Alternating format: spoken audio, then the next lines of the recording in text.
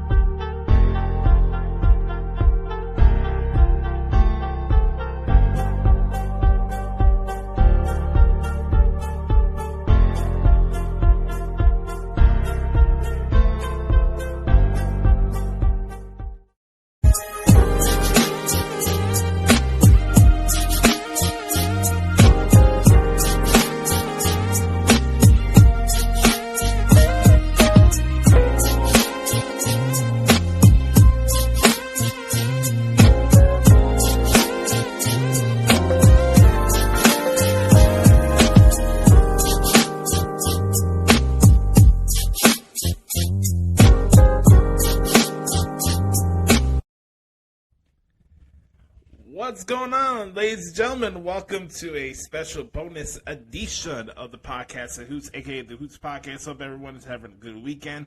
It is yours truly, the nefarious brother Adam, aka Joshie Lopez, chilling here in the break-free room here in lovely Chicago, Illinois. I am joined today by a luminary of the podcast at Hoots, a good brother on air, and a good brother, more importantly, off the air. He is a one of a kind individual, a man I respect because he knows what he does, and he's not somebody pretending to be somebody in the wrestling business. Anyways, here he is, the one and only, the man behind the Heat Wrestling Podcast, my main man, referee Tony S. What's going on, good sir? Josh Lopez, it's a pleasure to be back on with you, ladies and gentlemen. I am a referee legitimate, not because it's in my name, because it is my game. It is the title. It is in which I operate. And I am checking out my phone, seeing Twitter blow up right now for a bunch of different reasons because of primarily what happened yesterday and Money in the Bank, which we will certainly talk about. But I do appreciate the kind words, and it's good to be back with you. I haven't seen each other for a while, yes. But yeah, that's what family does. Family gets back together, and we're going to have some fun here today, everybody. We're going to have some fun talking Money in the Bank along with a few other topics as well. Before we start, this will also be on my show feed, the Heat Wrestling Podcast, as well. I'm available on all platforms. That'll be coming back soon. But glad to be with you today. We're going to talk about mostly all things Money in the Bank, which was a very successful pay-per-view, not just by the numbers, but by what we saw yesterday. Content, for sure, content. And here's the deal, ladies and gentlemen. We got a lot to discuss in the weekend part here because there's so much wrestling. It's hard to even fit in what I should talk about on the weekly show than what we're going to do today. So we'll hit on Money in the Bank. We'll talk about the G1, which is around the corner. Also, talk a little bit about Collision. This is my first time have the chance to talk a little bit about what's going on with CM Punk since his return to AEW, and we're 3 weeks into this new Collision show, so we'll talk a little bit about that as well. And then just because this is a bonus edition of the pod that Hoots, I want to bring in the Clown of the Week, at least a nominee before we get to the main show next week. So be on the lookout for that. It'll be a little time for what I went on a little bit of a rant on this past week's episode. You went on a rampage? No, not a rampage. I produce good content. I know a lot of people are distraught on Twitter, like you mentioned, because people are just flabbergasted that they don't need to spend 20 hours a day on Twitter. Really?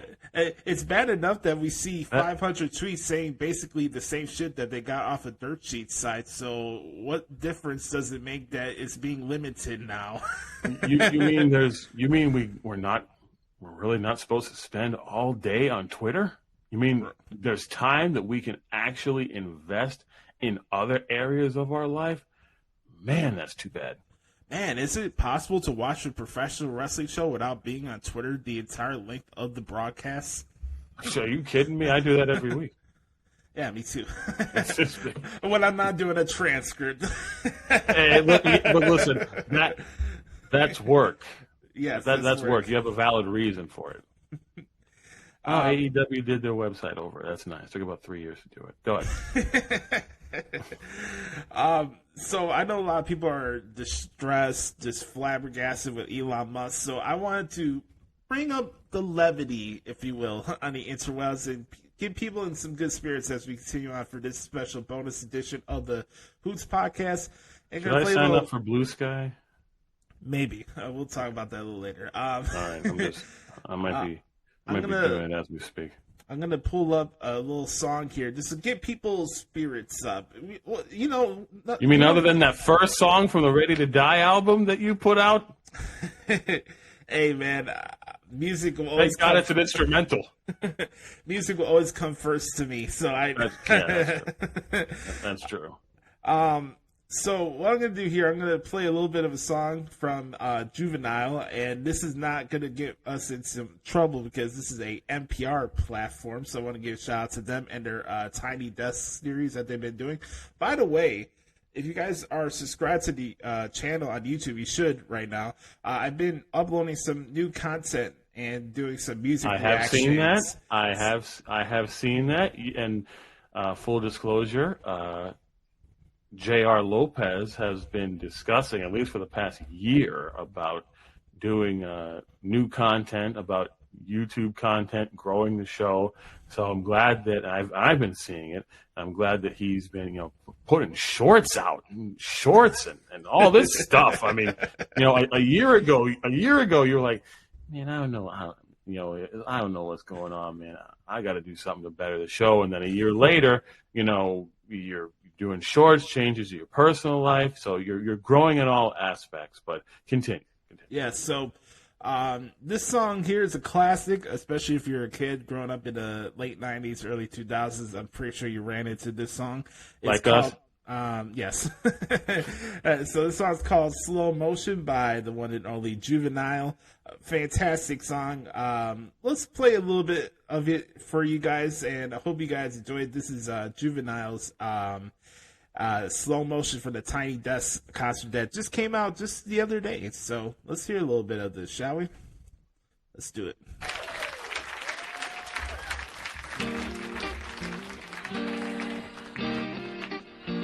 Rest in peace and Magnolia Slim, y'all. For him, it's for him. Somebody say,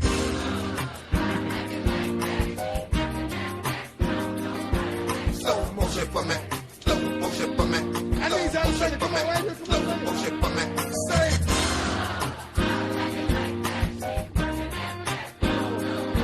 slow motion for me. Slow motion for me. Slow motion for me. Slow motion for me. It's like I got the world in my palms. A girl up under my arms. She fucked up from the charm. She left the way to Dix, they hop on 12 to early in the morning. Fine women, if you're listening, you heard me, I'm strong. If you're going through your cycle, I ain't with it, I'm gone. You must have heard about them hoes that I beat up in my home. They wasn't telling the truth, baby, you know they was wrong. Nah, make it official and I'm some of that dawn. I don't mind buying blue, you're riding too. Don't be asking niggas questions about where I'm driving you. Facts. And mama, my shit together, I ain't driving you. I don't think that nigga could do you better than I could do. You know, the Juvenile recorded Street by the Derby. Same nigga used to be running with Rusty and Kirby. Can a player from the know you get a chance with it? But I can't bounce with you without using my hands with it. Come on, see. Slow motion for me. Slow motion for me. Say it. Come on, I need y'all energy for me. Say see. Slow motion for me. Slow motion for me. Slow motion for me. Slow motion for me. Oh. Shout out to that guy in the middle. Yes. shout out to that guy in the middle. He was like, yeah, that takes me back high school. And that's, to me, and I think you already know, that's why nostalgia, I think, plays a really big part, because you need to have something like that to take you back to where life was simpler and happier. Not that it can't be simple now, but just, a lot of restrictions and a lot of responsibility. Like when that song came out, it was all over the place. The video was out. CDs. Yeah, kids, CDs were out. Yes. Driving down the road and, 6, 7, 8 o'clock, especially between 5 and 5:30. In my area, we had one of the top hip-hop stations in the country play that song all the time. So just to be able to have that song in a different format, but still you're able to, he's there, you're able to sing along with him and just be taken to an earlier place in time. And that's a lot of what music can do for you in life. So I appreciate that. I remember going on the way back to school on nights where we have like school related concerts that I had to play that night. And I would hear songs like that. Yep. And right there. Don't Right forget about there. right there. Yeah. Akon, TV, Locked a Up. lot of different Yep. songs. Jaheim. Yes. Yep. I have a vast array of musical tastes, and Same. it's That's why I'm in really the wrestling business. it's really a fun vibe, especially like when you're getting ready to perform, and you could like I want to say black out, but like just zone out of what you're thinking about and just enjoy what music should be. And Absolutely.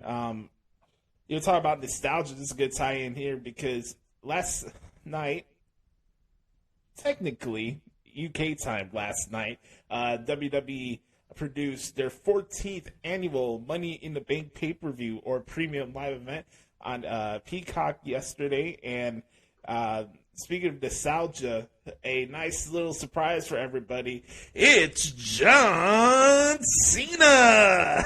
Come on down. John Cena made his I would have played his music. I would have done it. John Cena made his first appearance on TV since WrestleMania this past year, and a lot of buzz about WWE in London. Everybody knew how successful last year's Clash of the Castle show was. For me, that was my pay-per-view of the year in wrestling, and that London crowds are just phenomenal. I think it really, more than anything, should be a wake-up call for us here domestically in the United States to step up our game and not go to these shows worrying about what Dave Meltzer thinks and doing these stupid stuff like Brooklyn crowds do, and actually enjoy the shows and be the star of the show, as Triple H said in the press conference last night. And John Cena's out there playing to the crowd, throwing out the idea of having WrestleMania in London. If you want to be that person, of course, they're just doing this because AEW's at Wembley. Whatever. That has nothing Whatever. to do with it. Whatever. In the words of Gorilla Monsoon, give me a break, okay? Yeah. Let's that would be, in my opinion, that would be the biggest PPV/PLE since SummerSlam '92, possibly ever. So if you're gonna sit here and talk about AEW All In at Wembley, hey, World Wrestling Federation in August of '92 did SummerSlam at Wembley Stadium. 80,355 people were there. How do I know the attendance? Because it's on the broadcast. Look it up, kids.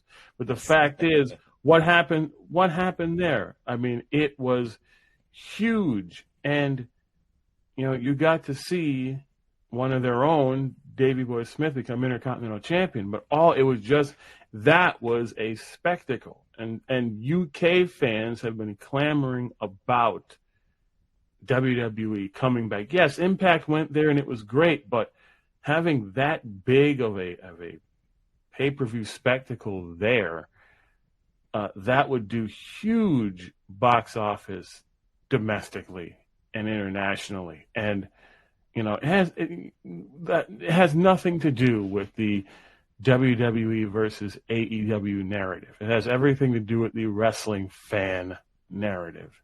Yeah. Mostly every big city in the United States has had a WrestleMania more than once. And when was the last time that Toronto or anywhere in Canada had a WrestleMania? Yeah. 2002. So why not take a WrestleMania outside of the country and go overseas and see how that works? I'm sure as hell John Cena was not thinking about the 2-week all in, all out special when he was running down the rampway. No, I definitely know he wasn't thinking about that, and neither was Stu. Yeah, there you go. Shout out to Stu. Yeah, exactly. Yes. And also, Grayson Waller, one way or another, he was looking to give John Cena a rub, if you will, in Australia for WrestleMania. But as we saw on the show yesterday, Grayson Waller in some way got a rub, because I keep seeing people like, oh, is he just going to be a talk show host? And He's friggin' injured. Yeah, what do you want the guy to do? I mean, gee, what do you want him to be? Perry Saturn in ECW, just wrestling on a torn MCL, PCL, ACL, and meniscus? Do you want him to do that too? He's injured. So instead of being injured, WWE's doing the right thing, and they're capitalizing on his other talents that he can do. No, yes. He can't wrestle right now. It's not just about wrestling. You know, if he's got other assets to bring to the table, why not use that? And that's what WWE's doing. And in the long run, he's getting a rub off the talent the same way they're getting a rub off of him. Now, what happens yesterday at Money in the Bank? He's sharing a ring with John Cena. Correct me if I'm wrong, but isn't SmackDown going to be at Madison Square Garden this week? Yeah, you'll be correct about that, yes. And isn't Grayson Waller doing the Grayson Waller effect, and Edge is going to be a special guest? Yes. So there you go. So, and they're advertising it. So, you know, there's got to be other avenues. If there wasn't anything else that he couldn't do, he wouldn't be in this spot where he could do something. Yeah, he would be on the show. Right. And if anything, you could take away from what happened last night is that you look at this year collectively in 2023, the saying that WWE is a global brand, it's not it's not hyperbole. It's the truth. It is world wrestling entertainment. Mm-hmm. That's what it's supposed to be. Puerto Rico, Saudi Arabia, yes. Montreal for the Elimination Chamber. Now here for London for Money in the Bank. I don't know when the next premium live event is outside the States, but I'll say this, man. Pittsburgh, Indy, I know SummerSlam's in the shithole known as Detroit, but you guys need to bring your energy, man, because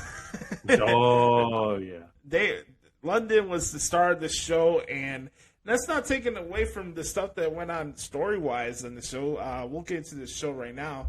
Like, just think about the chants that are going on, like, and this really hit my heart in a good way yesterday watching the show, because I was such a NXT UK mark when the show was live and I was covering the shows. So to hear chants like, if you hate Roman, stand up. If you hate Roman, stand up. Or there's also, if you hate Roman, take your shoes off chant. And I was waiting for that to come back because Zach Gibson for the Grizzled Young Veterans, one of my favorite heels out there. That was a chant directed towards him for many years. Yes. And then there was like, I sold my car for WrestleMania or something like that. And then, Roman Reigns really got it last night. Yeah. You're telling me he's not doing his job right because of that? The tribal wink. That's fucked up. Oh, man. But London was awesome. But let's talk about the show collectively. I know a lot of people are like saying that Money in the Bank as a brand and as a premium live event has kind of lost its steam over the last couple of years. But what was your thoughts on this show from top to bottom? Good, bad, or indifferent, my man? I thought it was good. Listen, we talked about the crowd. The crowd was equally just as big of a part of the event as the matches in the ring were, if not more. And so to have the crowd be invested and plus be with all the twists and the turns going on in that show, and then at the end, that last big boom, and you see the shock and awe and the amazement. I thought it was from top to bottom, you can say a lot about the story, but I thought from bell to bell, I really think that the crowd got their money's worth. And at the end of the day, for the premium live event Money in the Bank, what's the main focus of a premium live event as far as a wrestling fan? To get people talking. And they did. Correct. And you can have a number of reasons for why that happens. We already know the main one, which we'll talk about later. Yeah. But through it all, the crowd got memorable moments this year for another UK/London premium live event. And it's making every UK premium live event feel more and more special, to the point where don't be surprised if in the next handful of years there isn't a WrestleMania in London, because that could happen. And why would you have John Cena come out there if the possibility isn't for that to happen one day? Trust me, we don't need to go back to Florida for another WrestleMania.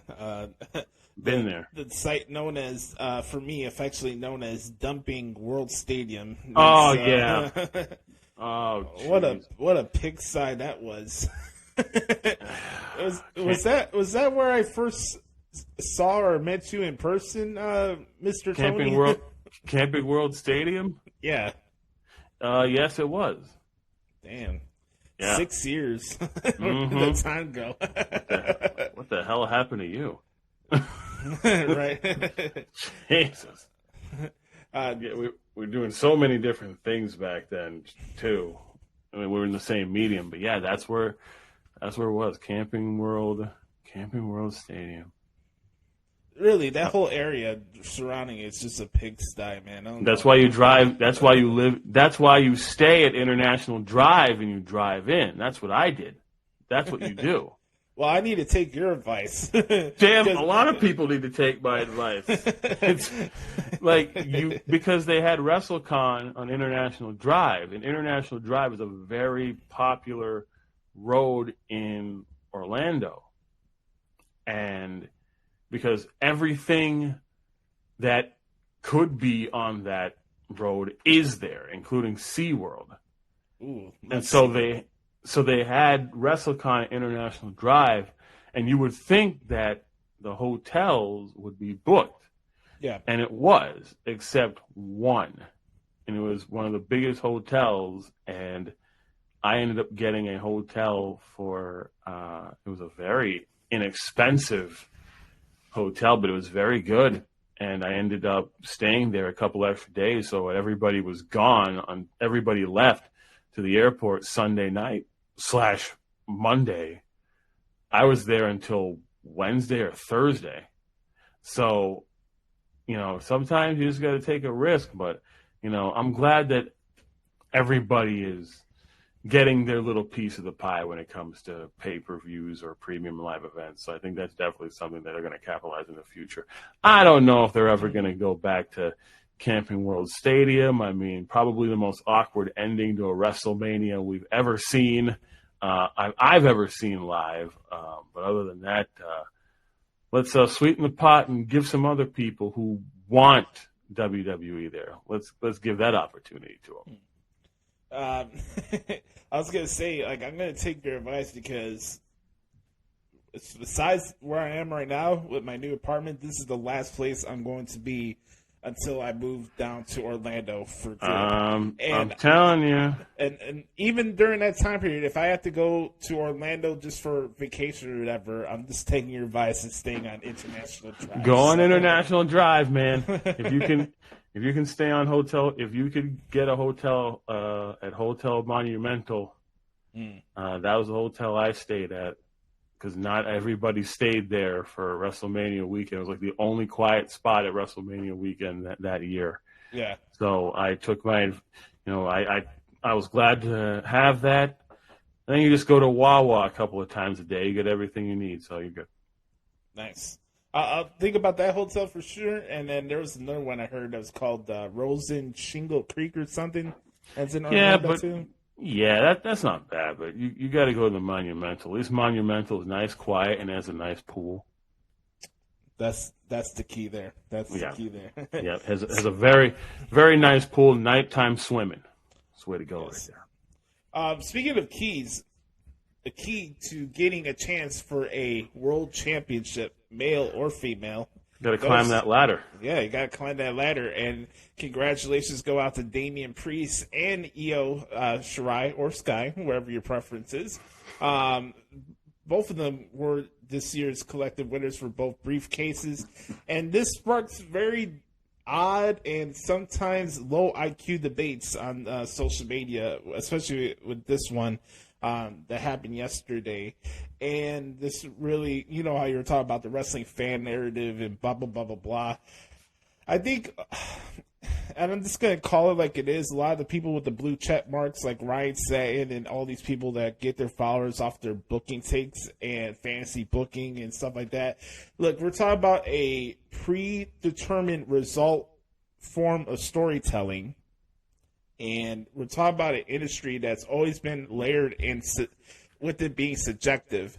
So to come in here and have these, I don't know, mind-numbing discussions, debates about what's the logical way to go about a illogical form of entertainment, even within that, it doesn't make sense to me, pun intended. And we're talking about the Money in the Bank briefcase, and this is how I've always felt about it for me. I think acceptable winners are people that I actually see having a successful cash-in. Yes. If you're not doing it, it's a waste of time giving them the briefcase in the first place. Right. And for me, whether or not this has to do with WWE doesn't want to listen to their fans or whatever, I never thought LA Knight was going to have a successful cash-in. We could have fantasy booking scenarios to the cows come home. And I always hear, "Oh, go with the high hand, go with the high hand. Look how over." We always go into the buzzwords, and I'm so happy to have an actual expert here to talk about this here, because even nobody ever said I was an expert. I'm just an official. Well, I'm talking to somebody who's actually in the industry. So, like, here's the deal. Like, we hear the buzzwords all the time, over, yada, yada, yada, and trying to act like we're the smartest people in the room. Guess what? Otis was over. Did he needed the briefcase at the time because he was over? Eugene was over. Did he need to be the world heavyweight champion? Hell, Crash Holly was over in the Attitude Era. Should he defeated Stone Cold Steve Austin? Just because you're over doesn't mean you need something right now, when realistically with where things are with the product, no, he was not going to defeat Roman Reigns.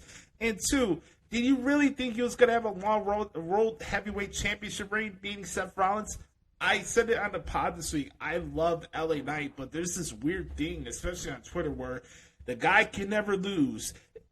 Especially that the guy can never lose a scripted match, and the guy can never be in the bad end of a promo segment. I love the guy, but just some of these over the top reactions and takes for the guy. I can understand being the fan of the dude, but like, oh, it has to be LA Knight or bust. Oh, if LA Knight doesn't win, see, that's a Vince McMahon decision right there. That has to be Vince. That has to be Vince, bro.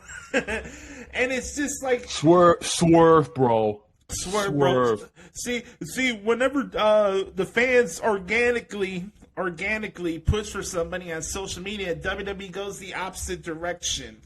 Yeah. And here's the deal: like, how do we turn?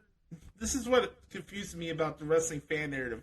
When is it where fantasy booking now means logic, and if the fantasy booking scenario doesn't work, that means it was a bad booking decision? Can you make that make sense to me? Because I was waiting to talk about this for next week's show, but since we're here, let's just.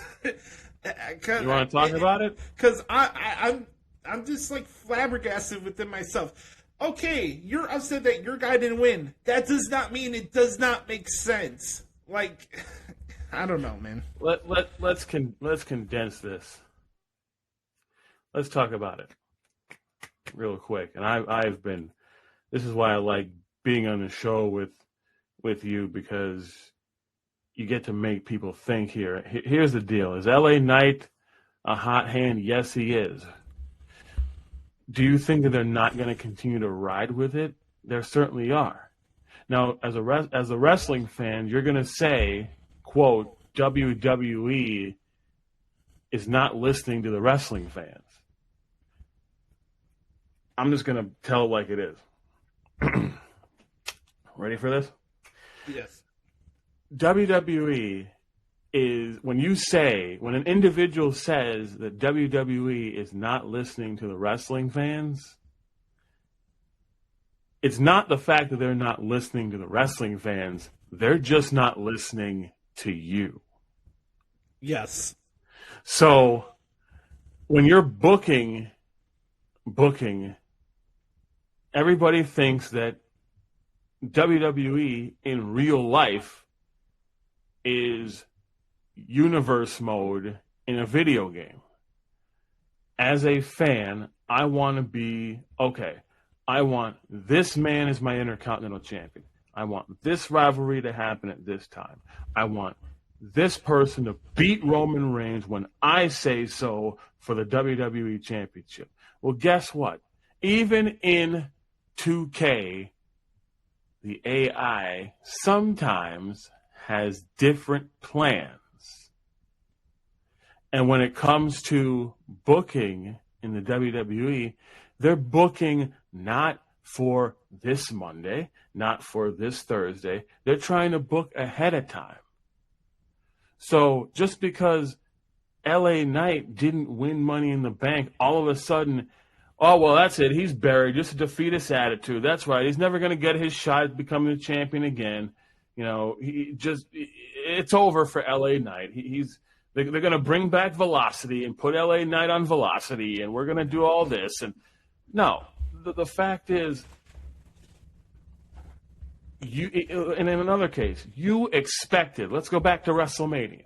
You expected Cody Rhodes, after coming back last year, then having the torn pec, then being out for 8 months, Yes. then coming back at the Royal Rumble, winning the Royal Rumble, getting a shot at WrestleMania. Did you just think that the story for Cody Rhodes was just going to end just like that at WrestleMania? Have Cody beat Roman, story's over. Like, yes, we were on a pod together, and I had said, just like you did, that we believe that Cody Rhodes would be the WWE champion after WrestleMania. But we also did say we would not be surprised if the tribal chief retained at WrestleMania. Come on, you mean to tell me young dashing Cody Rhodes, young dashing American Nightmare Cody Rhodes, 14 months after being in WWE and not wrestling in 8 of them, was just going to complete his story just like that at WrestleMania? Are you kidding me? We still have to complete this Bloodline story. That's the hottest thing in wrestling right now. We still have to complete that.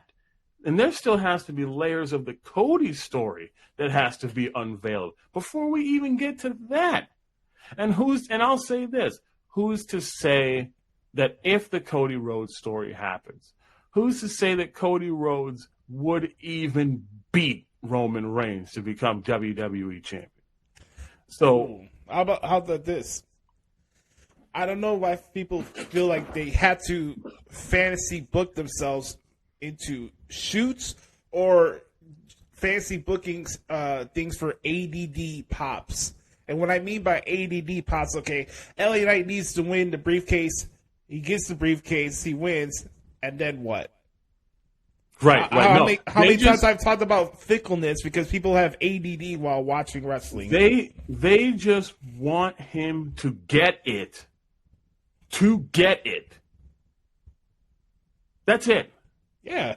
They just want him to get it just to say, all right, we're going to have LA Knight. Because if you notice in any of the arguments, LA Knight needs to win Money in the Bank. What is the second part of that question? You just said it. And then what?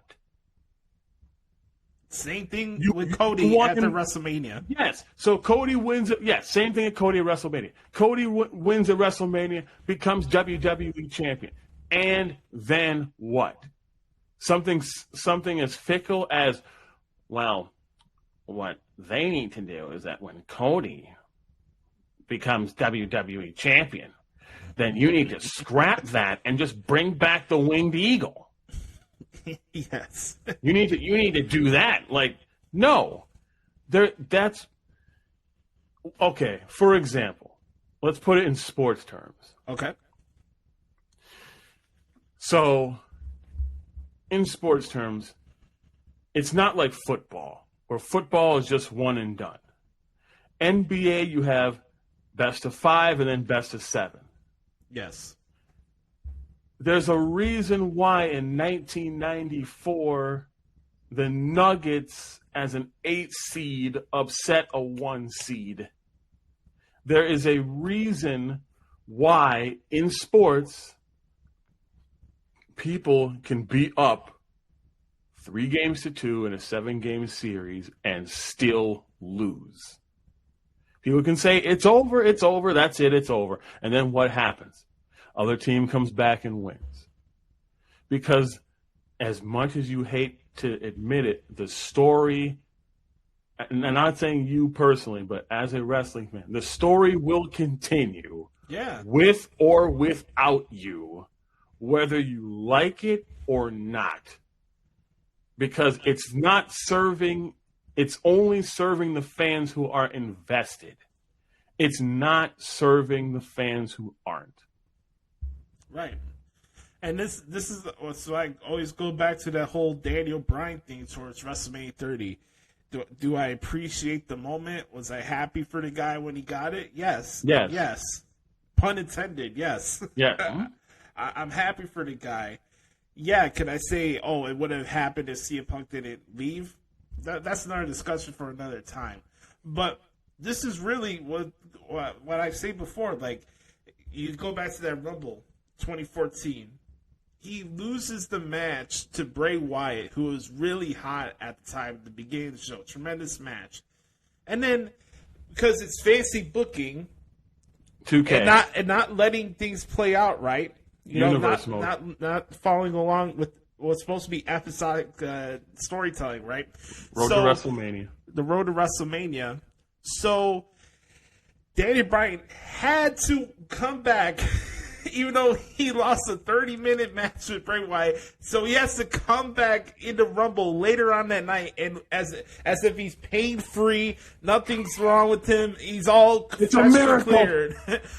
Again, tell me what does that do for Bray Wyatt, for Daniel Bryan to come back later on that night to win the Royal Rumble, and Bray's not in it to get in the way? Can you tell me how that makes logical booking sense? Because I can't believe that's an actual term. Please tell me that's not a term. Logical booking. You know who thinks that term is logical? People who created that term who have no logic whatsoever. Yes. It's just simple as that. Like, you gotta have some sort of a layer, and you also, as a fan, as weird as it is, what this premium live event did unbeknownst to the wrestling fan, is it forced you to think back. It forced you to think. And we'll talk about the big moments in just a minute. We already know the Bloodline Civil War. We already know that. But think about it. With the Bloodline, what does it do? It makes you think back to the past. And it makes you think back to moments that you may have forgotten about, that may have been snuck under the radar. Yes. And as a fan, if you didn't think about that moment, you missed it. You missed it. And so what this did is it was a callback event almost. And that's what I think, especially with the international crowds. And it did its purpose. So, where these booking and stuff like that, I don't do booking. I'm a wrestling fan first and foremost. Opinions are what I give. If I want to do booking, I'll pay the money, I'll put in 2K, and I'll play universe mode. That's if I want to do the booking. But other than that, they're getting paid in Stamford a lot of money to do the best that they can. And they know that they're not going to please anybody or everybody. They know that. But what's there to try? You have to try. Because then what? All you're just going to have are exhibition mode matches. Right. And what are they going to lead to? Absolutely nothing. Nothing. Moves. Just matches for moves. And right. Really quick. I'll never come here and claim that I'm an expert for anything when it comes to this stuff. Me either. For me, I can only observe. Observe and report. Observe and tell you what I see from watching the show and how it actually goes. Now, is there things I could want and maybe things go in the right or wrong direction? Sure, that happens with every TV show. But it's just like the entitlement where I have to express my fancy booking idea because it makes sense to me. It has to be this era. Right.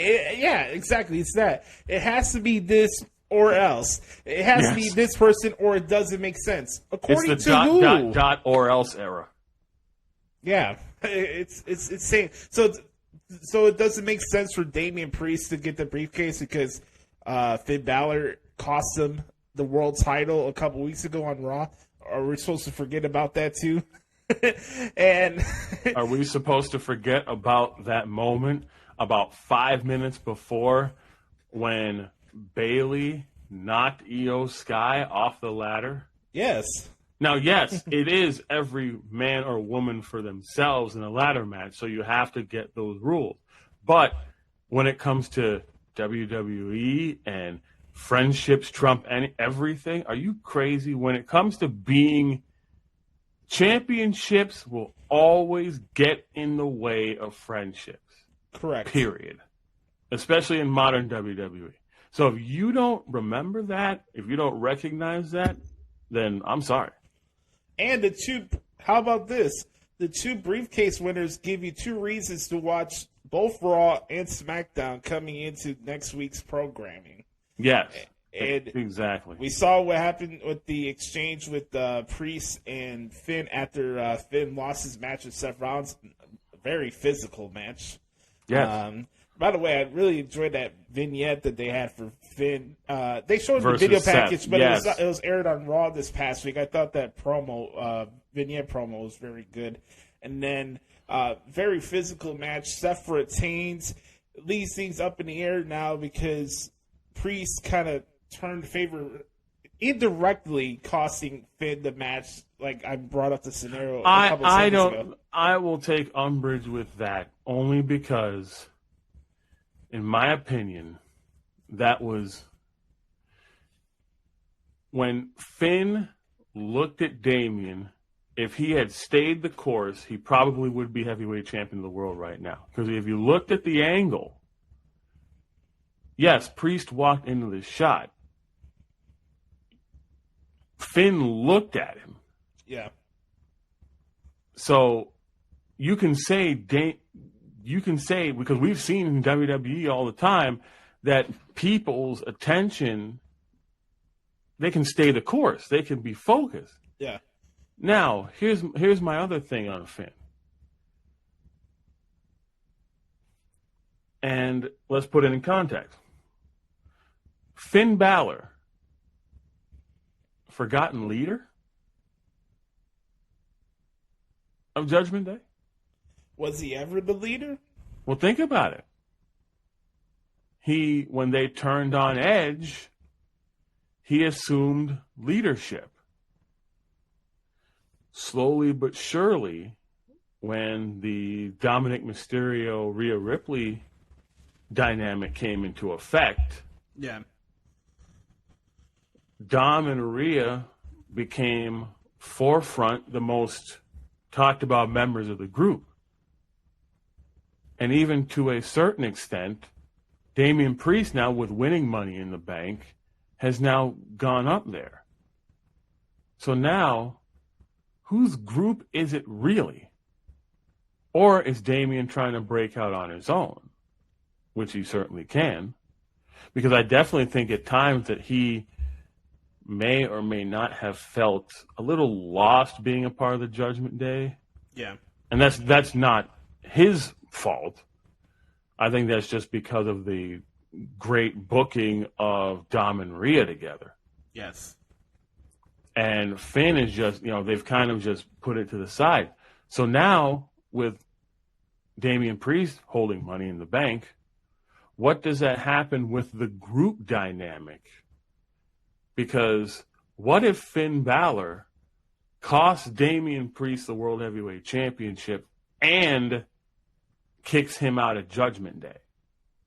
Or what if Finn tries to do a power play and tries to force Damian Priest to give the briefcase up to either Finn or somebody else? Who would that be? Who do you think? Dominic Mysterio. What's the one thing that the crowds have been happy that they haven't gotten to see since, I want to say, before last year ended? Dominic getting a big moment on a big stage and a big win, especially when a championship is on the line. Nobody wants to see it. Fans don't want to see it. Michael Coleslaw doesn't want to see it. Nobody wants to see it. That's the one thing that inevitably is going to happen. And I'm not saying that because Dom has already been a tag team champion, but I'm talking individual championship. So, and in the realm of WWE, remember, Jeff Jarrett won the European Championship at SummerSlam 1999, along with the Intercontinental Championship. And the next night on Raw, gave it to Mark Henry. So, as a power play, what if Finn has Damian Priest prove his loyalty to Judgment Day? Because Finn can spin the narrative of Damian Priest costing him the World Heavyweight Championship directly or indirectly at Money in the Bank. So what if Damian Priest has to sacrifice, which nobody else in Judgment Day has ever had to do? Mm-hmm. Sacrifice something for somebody else. Yeah. And in WWE, that would be completely invalid because there's no precedent. But the possibility is there. And that would turn Damian Priest into a huge babyface, or at least a medium-sized babyface. But I think you're right. It was a very physical World Heavyweight Championship match. Seth frickin' Rollins gets the Duke. Perfect person to lead WWE's current incarnation of the World Heavyweight Championship. I like the fact that it was the main event. Get the crowd into it. And plus, like you said, it makes you want to watch and see what happens on the weekly shows. I gotta say really quick though, the revamp Big Goldie would look nice on the roll. The roll. See what you got. See what you got to do then. See, you got to do it in order. You need to switch the spinner and the Rock era. You gotta put it in order. You got to switch those up. By the way, that Taker sign back there, that's from his Hall of Fame speech. Those are the signs that they're passing out. Yeah, see that's one of a kind right there. See, I like that. I'm really big on context and substance when it comes to like just life in general. That's how I kind of view things. I don't say things just to say things. I think things out. And for me, when I look at the stuff with Finn, you really have to go back to that match with Priest and Rollins for the world title, where Priest said he didn't want anybody at ringside, and we're talking about Finn showed up. Yeah, and he looked at him, and the same thing here. What happened yesterday? Something's got to give. We see Finn talking backstage with JD McDonough, aka Jordan Devlin. Something's got to give. Something's coming up. Somebody's getting the boot out of Judgment Day, or we could run it back with Seth Rollins and Dominic Mysterio at SummerSlam, like it was 3 years ago when Dominic made his debut. Think about the heat in that match. And that's exactly what I was talking about. Dominic's big moment. See, Dominic can have a moment, and he can lose. Yes. The fans do not want to see... Like, Dominic can beat AJ Styles. Dominic can have signature singles match wins. That's fine. We're talking statement victories, individual championship, or Money in the Bank. Yeah. You know what's messed up? I heard somebody say yesterday that it's invalid to say that Dominic's not one of the top bad guys in wrestling today because after the bell rings, nobody cares about what he does in the ring. Are you kidding me? Did you watch the match with him and Cody Rhodes yesterday? Apparently not. I guess all the love, and I'm a big Cody fan, by the way. I'm not knocking the guy. Like here's where I differ from wrestling fans. I'm accountable when I'm wrong with takes and stuff because when he was in AEW, I just didn't get the shtick. I thought it was stupid. So what do you guys want to talk about? Yeah, I didn't get it. But since he's gone and doing more of a face route here in WWE, I had to see it for myself, and I saw it at the Hell in the Cell. So I got the gist with Cody. But back to this. To say that nobody cared, so all the love that Cody got yesterday was just by default. It had nothing to do with Dominic in the ring. He didn't do anything. This is where we forget. How can I say this? This is where we allow work rate to cloud what's actually good wrestling or effective stuff. This is why, ladies and gentlemen, that star ratings should not count when it comes to good wrestling. Because there's tens of thousands of matches that don't need star ratings. And I'm not saying that it's not a valid system. I'm just saying that's a system. Every person has a different view of what a good match is and what a great match is. Yes. And I thought that Cody versus Dominic was a very good match. Dominic played his part. Rhea played her part. Cody played their part. They didn't lose the crowd. They kept it up. They kept the energy up. And in a match like that, in a position like that, that's what you have to do. Yes. And you don't need to do a whole lot of sneaky stuff when you're a heel because that's showing Dom's effectiveness as a heel. And he doesn't lose 1 ounce of anything by losing the match the way he did. And no, he doesn't. No, he doesn't. This was a bad week for sources and reporters because supposedly sources say it was a bad week for them. Supposedly Brock Lesnar was supposed to cost Cody the match. He wasn't there. Randy Orton was supposed to show up. He wasn't there. not only was Randy Orton supposed to show up. Sources say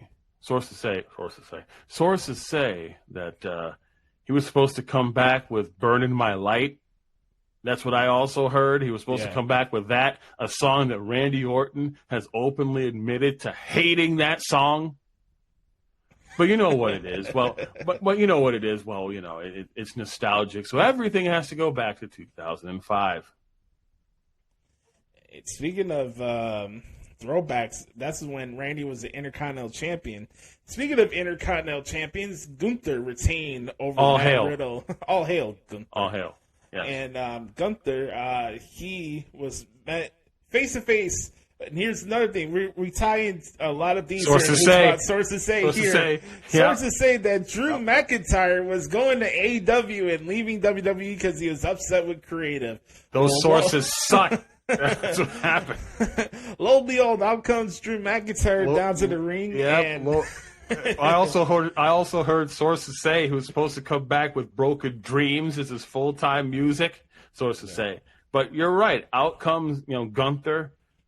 Defeats a game Matt Riddle, and then holding up the championship, still Intercontinental Heavyweight Champion. And here comes a former Intercontinental Champion in his own right, D-Mac.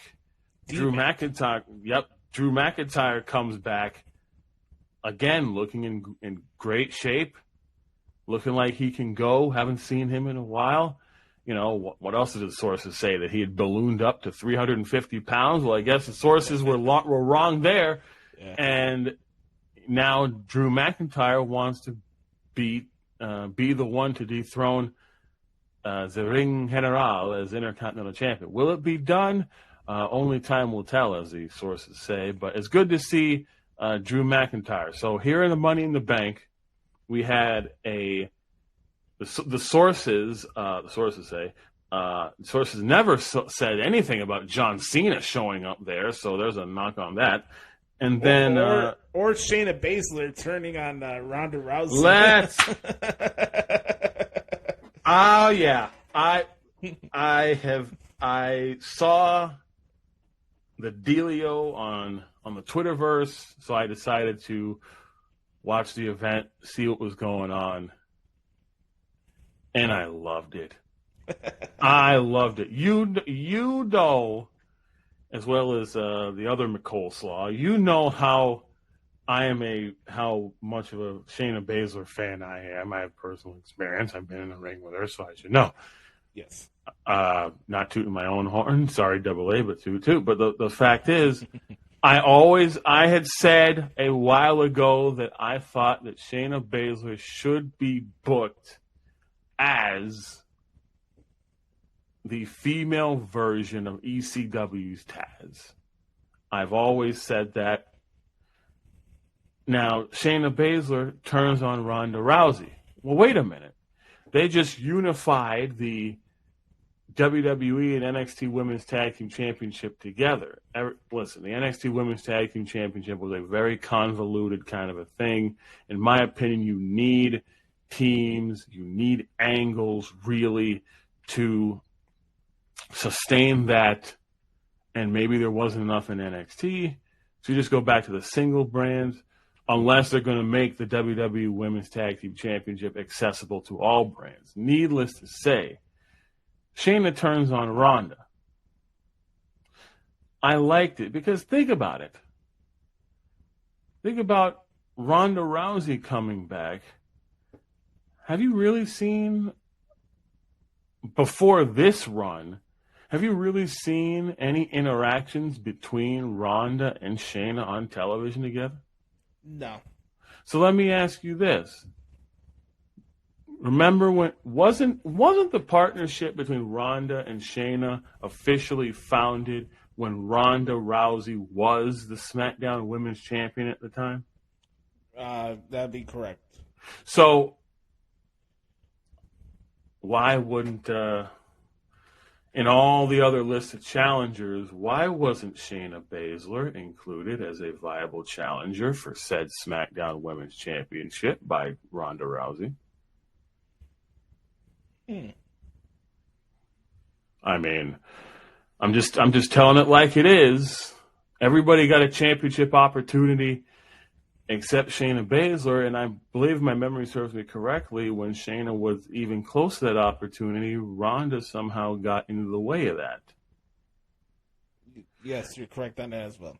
And also, keep this in mind. Ronda Rousey, yes, she's had individual reigns as SmackDown Women's Champion and Raw Women's Champion, respectively. And in neither of those reigns was Shayna Baszler offered a championship match. But they're friends, right? What did I say in WWE? Championships will always get in the way of friendships. I said it, and it's true. And think about it. You have to think back. Ronda Rousey used Shayna Baszler as a ploy to keep the SmackDown Women's Championship. And think about it. When Ronda and Shayna were women's tag team champions, Ronda would go into singles action, yes, but think about it. The only opponent that Ronda has never faced in a one-on-one match, who knows more about the WWE system than Ronda Rousey does, somebody who's gone through the ranks of NXT, been probably the second most dominant NXT Women's Champion of all time, sans Asuka, and somebody who has been pretty much overlooked as a hidden part of the shows, because who always comes in, grabs the spotlight, grabs the headlines? Ronda Rousey. And in my opinion, this is just my opinion, not stating fact, the only reason why Ronda Rousey and Shayna Baszler were WWE Women's Tag Team Champions in the first place was to ever avoid the possibility of a one-on-one match between the two. Correct. I was going to say this. Unless you're in a legitimate tag team, and if you're friends with somebody on the roster, you might as well request a trade and switch brands. Hell, I don't care. If you know what? If you got enough money, create your own brand. Get a television show and create your own brand. Because Shayna Baszler has had rare opportunities at the SmackDown and Raw Women's Championships, respectively. And correct me if I'm wrong, wasn't Shayna Baszler less than a handful of years ago, when Survivor Series was the best of the best and all champions faced each other in a triple threat match, wasn't Shayna Baszler the winner of that match? Yes, at the Rosemont Horizon. Yes, she was. So it just seems to me like I think Ronda Rousey getting a little case of the Holly Holm syndrome. Because I think the one person who knows her better than anybody, who knows everything about her, knows her fighting style, and has put more time in the game than her, and probably knows a few tricks that Ronda does not know that can beat her, I would not be surprised if it's Ronda versus Shayna at SummerSlam. It just may be. And here's the thing. It doesn't matter if you're friends or family, as we tie into our last point here for Money in the Bank. If you have a championship and you're associating yourself with friends and family, it's just going to bring in bad juju. Friends and family is only good when it comes to PayPal, Jack. That's it. That when it, like you said, when it comes to championships in WWE, you just might as well see that championship belt as nothing more than a big bullseye on you, because everybody wants it. Yes. And yeah, maybe, and you know what? Unfortunately, Ronda versus Shayna is not going to be for a championship. But if WWE tells the story right, it's going to be for a whole lot more than that. And I look forward to seeing that. I hope somebody gives Shayna Baszler a microphone and about 7 minutes of interview time, because I want to hear this. Or it's time do a to sit-down interview. I was about to say that it's time to bring back the Michael Cole sit-down interview. Yes, bring back the Michael Cole weekly WWE.com interviews. Bring those back, because I'm not even kidding.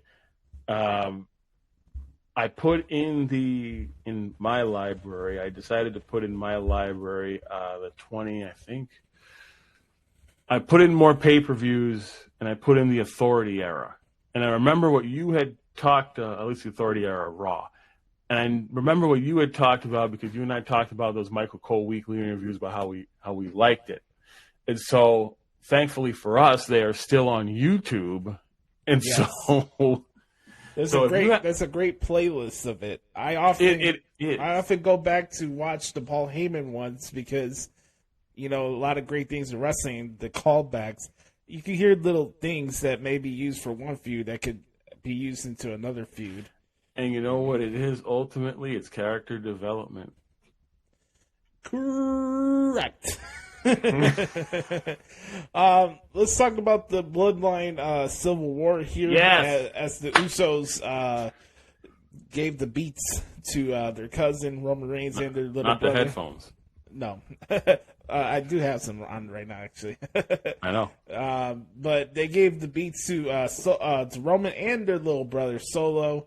They got the victory, and oh my God, the earth is shook, and Roman Reigns got pinned in a match. And the sources were wrong on that one too. Apparently, Roman was going to be undefeated for another 3.5 years. Well, not only that, paid associates with WWE are now talking about booking decisions, which brings us to the Clown of the Week. Clown. You're big clown. Okay. Here we go. This is courtesy of Ryan Satin and Fox Sports, who does the Out of Character podcast. And I like Ryan. I don't have any personal issues with the guy, but I saw this yesterday after the show. I'm like, dude, come on, you're better than that. To fall, he pulled an Alvarez yesterday with what I'm about to read here, and it's really, really a shame. A couple of things for historical context. The first time Roman Reigns was pinned was at a Chicago show. I remember it was like this big handicap match during the Authority era of Raw, where it was like the Shield against 10 people on Daniel Bryan's side, and Jay was the one to give Roman his first loss in WWE, his first pinfall loss. Here we are 10 years later, and Jay is the one who pinned the Tribal Chief. Also, a couple throwbacks. They had the low blow kick out. Going back to I think it was the Clash of the Champions show, not Hell in this Cell. But a lot of callbacks, because really, like you said earlier, the Bloodline, I think we're just getting started than we are towards the end of this thing, and we're barely scratching the surface. And like Roman Reigns said at the WrestleMania that press conference, this is filet mignon. This is not Wendy's. This is not White Castle. What? If you like it, then, nothing wrong with those. Nothing wrong with it. But here we go. And this is what we were talking about earlier, about where we mix fantasy booking into logic and reality in some ways. So here we go. But here's my question. Was that huge moment possibly wasted here, considering Roman's titles weren't on the line and this was only a tag match?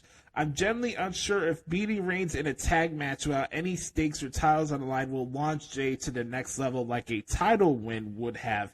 Furthermore, when Reigns does drop the belt, that surprise factor may be lost now. Let's continue on here. That's not to say this isn't a big deal for Jey Uso. It truly is. That's what you just said. this is what I'm about to say. Jay and his brother Jimmy have been two of WWE's most consistent performers over the last decade, and giving one of them such a huge win is a positive reminder to all that putting in the work can pay off. Okay, let's continue on here. This is where the over fascination with booking just clouds all sense of logic with wrestling fans today. This is maybe the dumbest paragraph I've seen all year. It's just that many, like myself, had envisioned the end of Roman's 3.5-year winning streak to coincide with the end of his title reign. That seemed to be the most logical way to conclude the longest world title reign of the modern era. That was the moment. So while this win may have been a big deal for Jey Uso, I can't help but feel like it will only lead to a title match at SummerSlam where Roman ends up on top at the expense of another superstar with main event potential, as opposed to launching a new superstar to the top like we all expected. And this is what I don't get, okay? This is what I don't get at all. So this is where we mix booking and logic and reality. Ever since the Bloodline story has started, you mean to tell me that Roman Reigns hasn't elevated anybody? You heard that quote, I just read that, right? Okay, so we have Roman and Jay at SummerSlam, so Jay loses stock as if he's just another guy on the roster. And then that right there just does not make any sense to me. It just doesn't.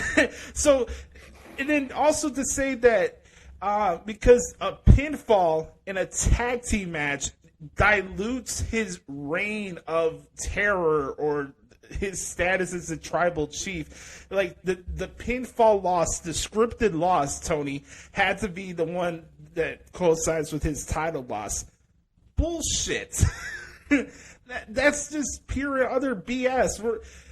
Okay, so what happened at Night of Champions didn't count? He lost the match too. He wasn't pinned. So does that dilute his title reign? This is, again, booking and logic. Booking and logic just doesn't coincide with wrestling Twitter. It just doesn't. No, because that's why you have people like us here to educate the peeps on exactly what's going on. Let me break it down to you.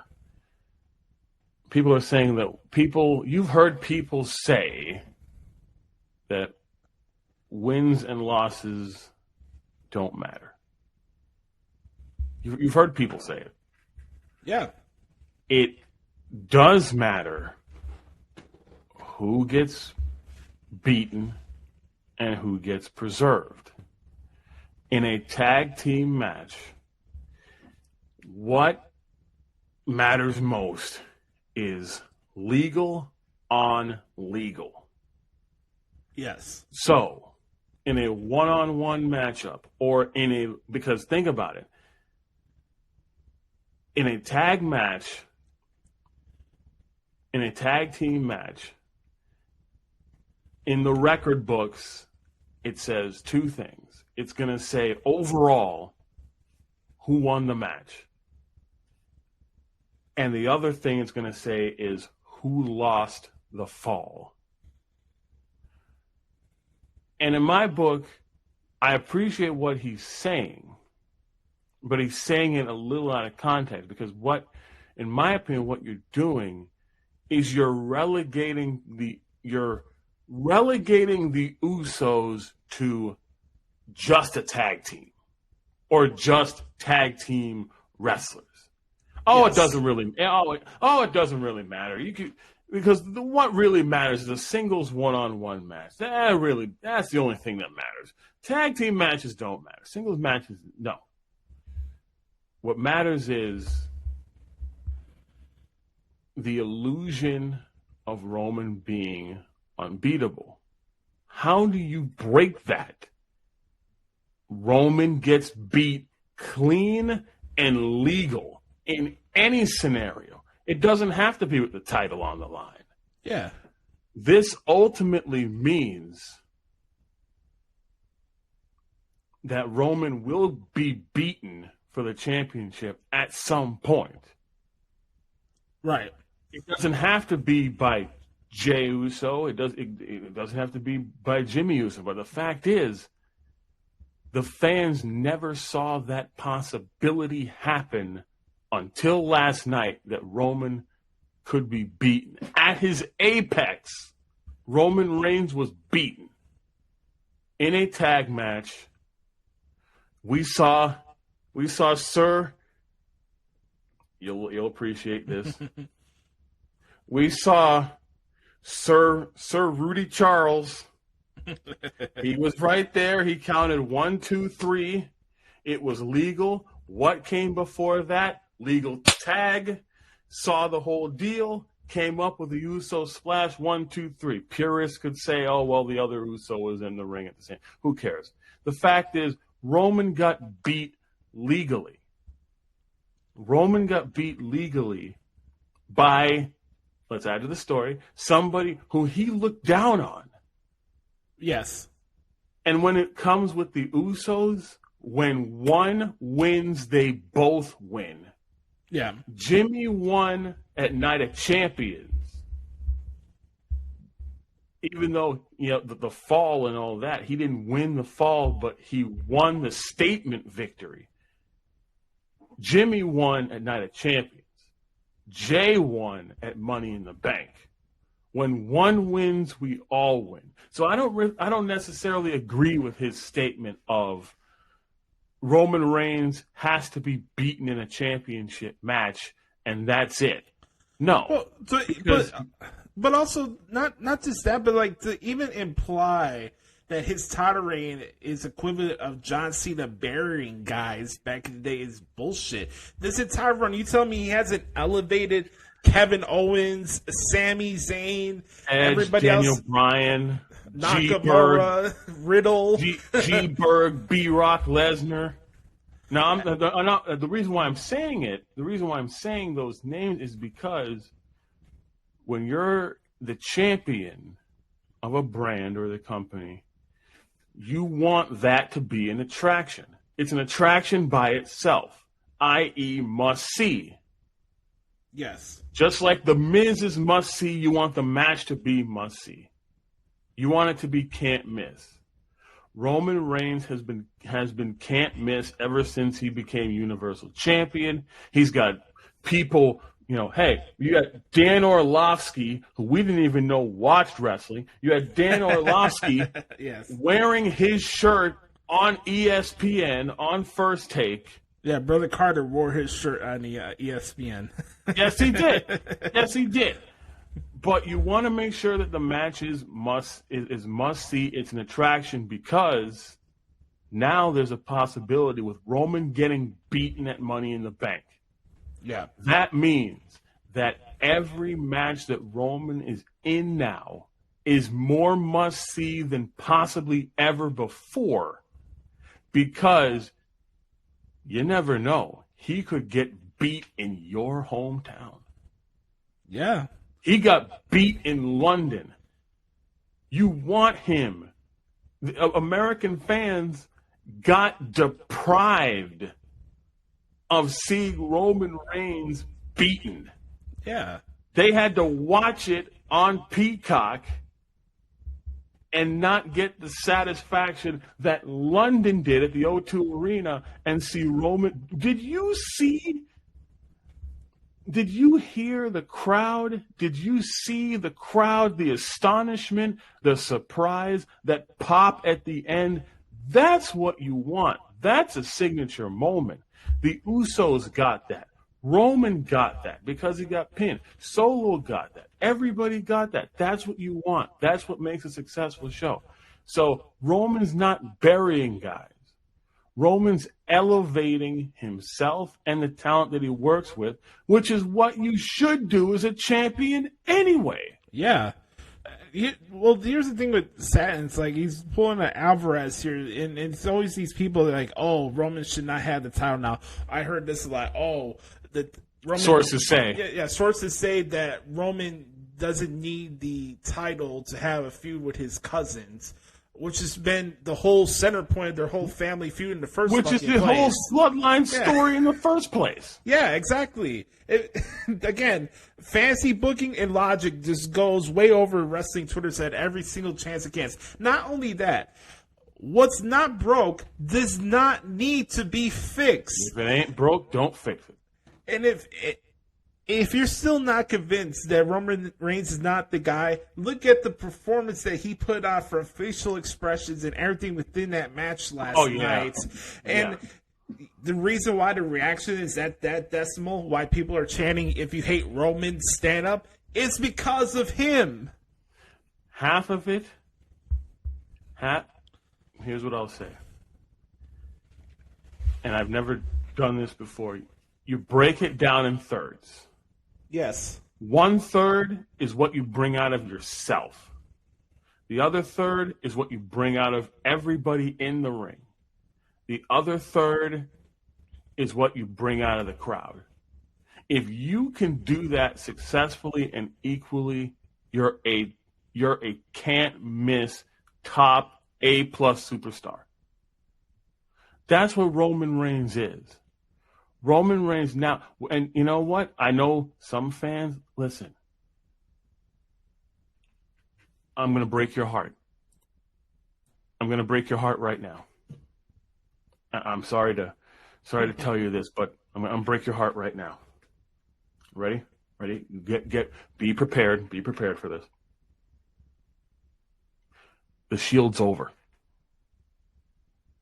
Okay? The Shield is over. So you're not going to get mild-mannered, only speak for a few times when necessary Roman Reigns. You're not getting that. You're not getting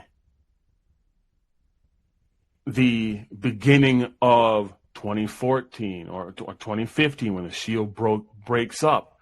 You're not getting that period of time when Roman was still using the Shield music. You're not getting that. This is the best that Roman Reigns has ever been. And the fans were not ready for it. Well, I'm sorry. It's too late to hop on the bandwagon now. Yeah. Because now he's the best that it's ever been. He's the best that he's ever been right now. He's got the wise man. And guess what? Not only is he the best that he's ever been, but again, the talent around you. The Usos. Solo Sikoa's in a prime spot. Sami Zayn, Kevin Owens getting that big victory at WrestleMania, ending the Usos' reign, becoming undisputed tag champions. No, they weren't on the event, but they weren't on Money in the Bank, but they were featured. Yes. Which means they're going to be a priority coming up. Yeah. So people are being elevated because of what Roman Reigns does. And when you're elevating your talent correctly, when the champion is elevating the talent correctly, then that means that it goes right down the line and everybody else gets to get that level and elevate others correctly and elevate others to where they need to be. And it puts on a better product. And to me, that's, and I'm sorry to cut you off, but Okay. And I'll just say this real quickly. But to me, it's not about burying people. It's about elevating. And if you don't get that, then you don't know what the difference between the two is. This is the last thing I'll say about this. What's not broke does not need to be fixed. And also, if you're going to walk in with a defeatist attitude going into SummerSlam, like he said, oh, well, this is so set up easily for Jay to be buried at SummerSlam, you're missing the point. And also this confirmation bias thing over what CM Punk said about him in his podcast and why people hated on the guy for like 5 or 6 years. You can't play that game anymore. And if you're going to bring up his work rate, you lost basically the point of the entire wrestling business. So to even bring that up as a talking point because you're so fixated, you need to find any little thing to be like, hey, see, that's the reason why Roman Reigns is not that guy. You are lying to yourself, and you just can't admit that the guy is good at his job. You can't admit it because you never admitted it, because the problem with some is they're stuck in an era. If they are fed a narrative about somebody on television, that's who they think he is. And so you did not expect Roman Reigns to be that good. And what I'm about to say, I'm not disparaging the other two individuals, but this is what I'm saying. In the Shield, you didn't pay attention to Roman Reigns the same way you paid attention to Seth Rollins and Jon Moxley. And yes, Rollins and Moxley are good. They're very good. Yes. But you paid more attention to them than you did Roman. And when Roman was on his own and Seth and Moxley, or at the time D'Ambrose, when they were doing their own thing, you still paid attention to them. And you still never paid attention to Roman Reigns, even when he was good, even when he was Intercontinental Champion, even, yes, when he was Universal Champion. And at the end of the day, you saw Roman Reigns as nothing more than a guy who got beat by The Miz at Raw 25 in Barclays. Mm-hmm. So now, because Rollins moved away from the Shield because he had his own thing going, and Ambrose, not currently Moxley, he's doing his own thing away from the Shield. Roman is still with the Shield get-up, still with the Shield music, and it still reminds you of the Shield. You never got a chance to pay attention to the guy because you never saw him as anything more or less than the Shield. And now that Roman is doing his own thing away from the Shield, now you want to get on his bandwagon? It's too late. Because now Roman is moving on with or without you. And that's the wrestling business. Stories are going to move on with or without you. Roman's moving on with or without you. But at the end of the day, Roman is elevating talent. That's what the top guys do. You elevate the talent to the point where you look at the championship and say, okay, until somebody can perform at that same level, Roman's the guy. Big time facts. And here's the deal. As we just wrap up our conversation here about Money in the Bank, let the London crowd show you what we're talking about here. Yeah.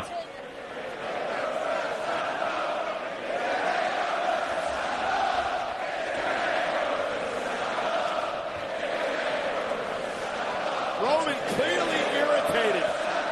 They're singing, stand up if you hate Roman.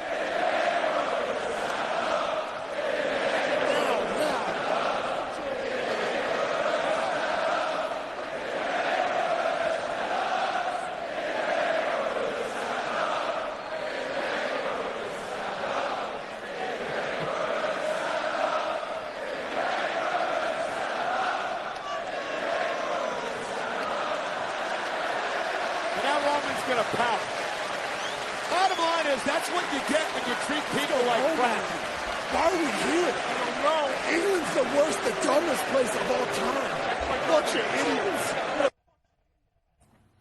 There you go. There you go, Oos. Yeah, there it is. And you know what? On that moment, great job by everybody in the ring to recognize that the crowd was having that moment. Yes. And doing little things to pause the action while the action was still going on. And knowing that Roman was going to do that. So big ups to the major players involved in that. We got two quick things we're going to talk about here as we wrap up this special bonus edition of the pod of Hoots here with referee Tony S. We're going to talk about something that's near and dear to our heart. That is the G1 Climax Tournament. I wish I had the sound. G1 the Climax. San Japan, push your climax. Yes. All right, so we have the 33rd edition of the G1 Climax. This is the annual tournament, the best tournament in all of professional wrestling. No disrespect to the late, great Owen Hart. I appreciate the concept, but nothing defeats the G1 in professional wrestling. And you can see all G1 Climax action on New Japan World. And we have a big batch of participants, just like we had last year. We have the second year of A, B, C, D block. What?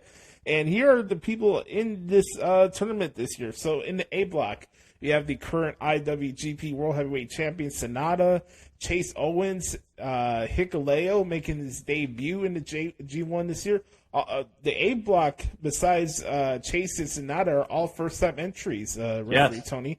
We got Narita, we got Umino, the redefined and improved Yota Tsuji, now part of LIJ, is part of Gene Blast, son. Yes. Gabriel Kidd as part of the Bullet Club Mid faction, whatever the fuck Dave Finley is calling that.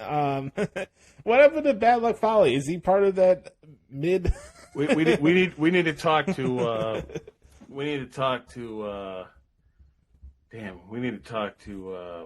Gino Gambino. We need to talk to him. And then a big time entry here, Kaito Kiyomiya from Noah, his first entry, big acquisition there. You hear when the G1 Climax entrants were announced, I believe it was at the end or on the final night of the New Japan Cup.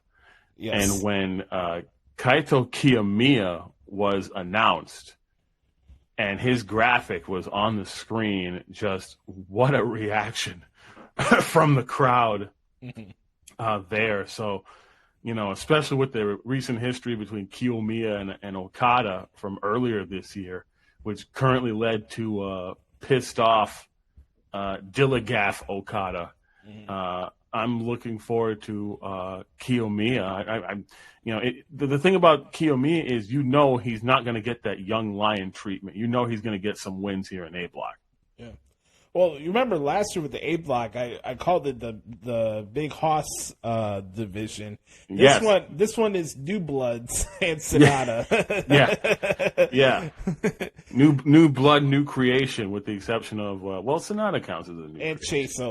Chase Owens. Yes. New Bloods and Paradise Locks. How about that? Yes, I like that. Yes.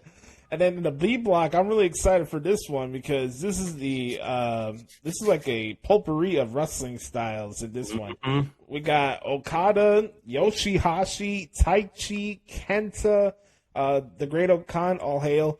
All hail. Will Ospreay is in it. Tonga Loa coming back from injury. Very excited to see him back. And El Phantasmo is in this block as well. ELP, which, by the way, I'm digging the new look, the light blue look that he's got, a little brighter on El Phantasmo.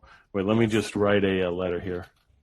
Dear Tony Khan and All Elite Wrestling production team, please update ELP's file. He has new music and a new video and is no longer a part of Bullet Club. Correct. Signed, your pal, Chris Charlton. That's us. that was a legitimate letter right there.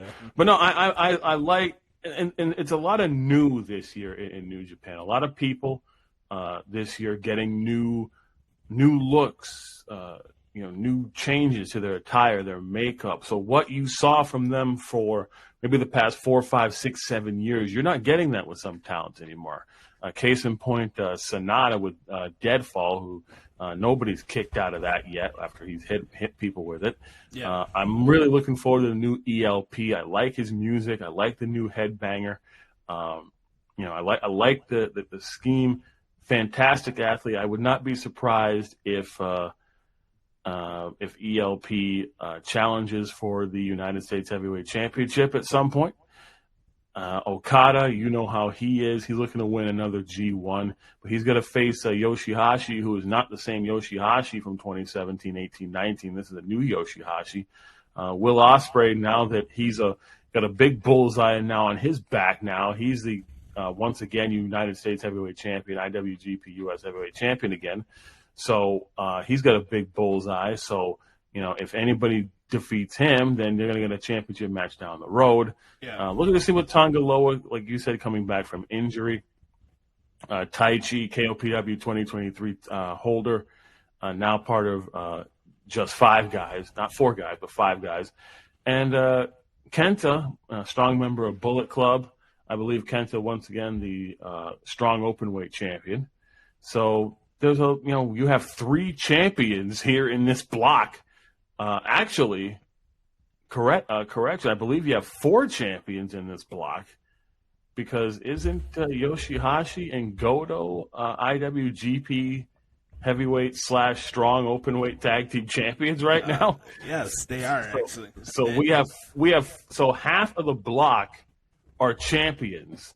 So that's going to lead to some very interesting matchups down the line, in case you never know. One champion could get multiple people beating him, and he'd have to set up for multiple title shots. So we'll see what happens there. A big-time glaring omission goes to Hashi from the Forbidden Door pay-per-view.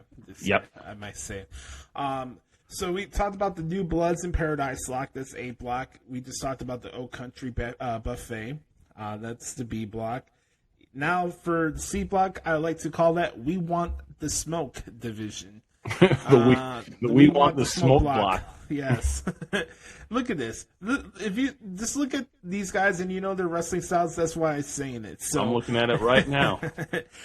David Finlay, current Never Overweight champion. We got Ishii, Evil, Tama Tonga, Shingo, Aaron Henare, Eddie Kingston making his first G1 appearance. That's going to be interesting right there. And Mikey Nichols making his first appearance. TMDK.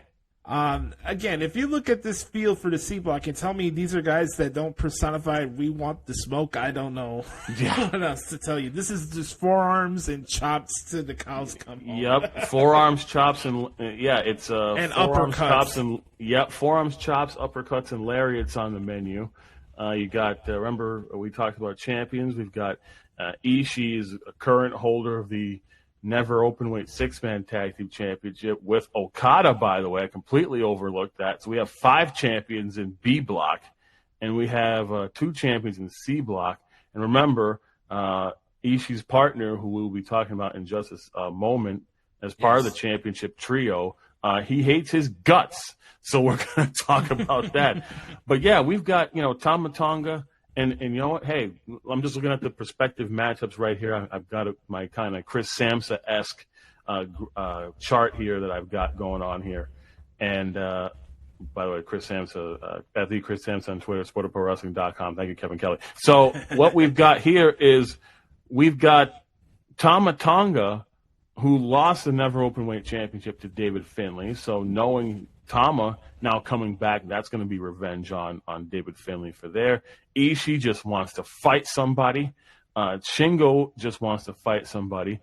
We all know that Evil, unfortunately, is part of possibly the most despised trio / group in New Japan Pro Wrestling. Everybody wants to give him the smoke. Yes, and nobody wants to see him win. I'm not comparing him to Dominic Mysterio. I'm just saying nobody wants to see him win. And Aaron Henare, after last year's G1, he probably pick up at least 1 or 2 more victories than he did last year. So this is going to be a very interesting block. Plus, Mikey Nichols, part of TMDK now, in his first G1. And then we've got, what would you call the D block? Well, the unorthodox block, is that what you would call it? Well, I called last year's D block, the Wild Wild West. So let's continue on the tradition here. The D block continues to be the Wild Wild West. I'll take this one. So we got Alex Coughlin, by the way, who's, as Josh would say, now part of BCMID, Bullet Club Mid. We've got Hiroki Goto. Of course, he's a tag team champion with Yoshihashi, so there's a target on his back. Speaking of a tag team champion, we talked about Ishii earlier. Hiroshi Tanahashi, that's the man who Ishii hates his guts, and yet they share a championship together. And anybody who beats Tanahashi now is a statement victory. Jeff Cobb, he's also looking to make his statement there.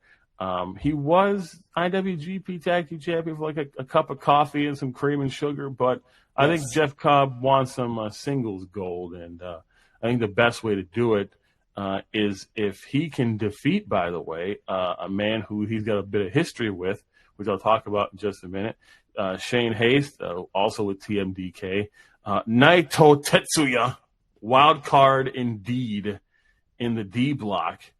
Toru Yano, that's the ultimate wild card there for you. And, of course, the New Japan Pro Wrestling World Television Champion, Zack Sabre Jr., is part of D block. So you got a lot of debuts, a lot of champions, and a lot of targets that people are now a part of, now more than ever before, possibly, in the G1 Climax. Not only that, a lot of receipts to give out too. Yes. Regarding the G1. Receipt Central. Yes. Goto had an upset over Naito in last year's G1. Goto got in a real hot streak. Yes, he did. Not only that, Jeff Cobb and Zack Sabre Jr. recently had a really good match for the NJPW World Television Championship. Naito may want to get some revenge on Tanahashi. We got a matchup here that just gets my eyes perked up here. Alex Coughlin against Jeff Cobb. Sign me up. Shoot, sign me up for that. Also, anybody who's pairing up with Goto and Jeff Cobb, you're going to be in for a fight here. And then Shane Haste against Zack Sabre Jr. That's going to be good. And, of course, you know that Zack Sabre Jr. and Toru Yano, unfortunately, have history. A couple of, I believe it was I think it was a New Japan Cup match. Yes. Where Toru Yano tied Zack Sabre Jr.'s bootlaces into the steel guardrail, caused him to get counted out. Yep. And so it's there's a lot of unpredictability in the D block, especially with Toru Yano. But expect Naito. Naito could be a favorite in the D block. I'm not saying that Tanahashi's not a favorite, but I think that the favorites here are leading in no particular order, either Naito or Zack Sabre Jr. is coming out of the D block. And that's the thing, too, with this block. As we talk about receipts, we have forever rivalries. Naito Tanahashi, yeah. Naito Tanahashi, Naito and Zack Sabre Jr., and Zack Sabre Jr. and Tanahashi as well. Yes. Let's not forget last year's G1, Naito cost Zack Sabre Jr. a chance to go to the finals. That's right. That's right. He beat him, I think, in less than 2 minutes. Correct. And he beat him with a flash roll up in less than 2 minutes. Yeah, that's right. Plus, there's also I believe not this past Wrestle Kingdom, but the last year's Wrestle Kingdom. I believe it was Naito and Jeff Cobb. So there's some history there. Cobb and Toru Yano. So there's a lot of mixed, conflicting histories going on in really all the blocks. So it's going to be fun. It's going to be interesting, but I will definitely be following it. Yeah, the G1 Climax is coming up soon. I got some news I might give out to some people. I know I've been inactive in the transcript world, but just throwing it out there. I may or not cover the G1 on my own site just for you guys and dish out the transcripts when I can for the G1 tour. So if that's something you guys may want to see, I'm open to doing that for you guys. So just throwing it out there. Keep an eye out. Yes, keep an eye out to ProWrestlingTranscriptions.com. I'm keeping the domain, and that's the thing, man. I would love to be active with the site and stuff like that, but I told you never lose that domain. I just don't have the money for the business plan stuff where I can get money back for my articles. Like, I would still cover everything, but I just don't have the money for the extra plans. What was it, like $400 a year or something like that? Dude, nobody has enough money for that anymore. Yeah, no shot.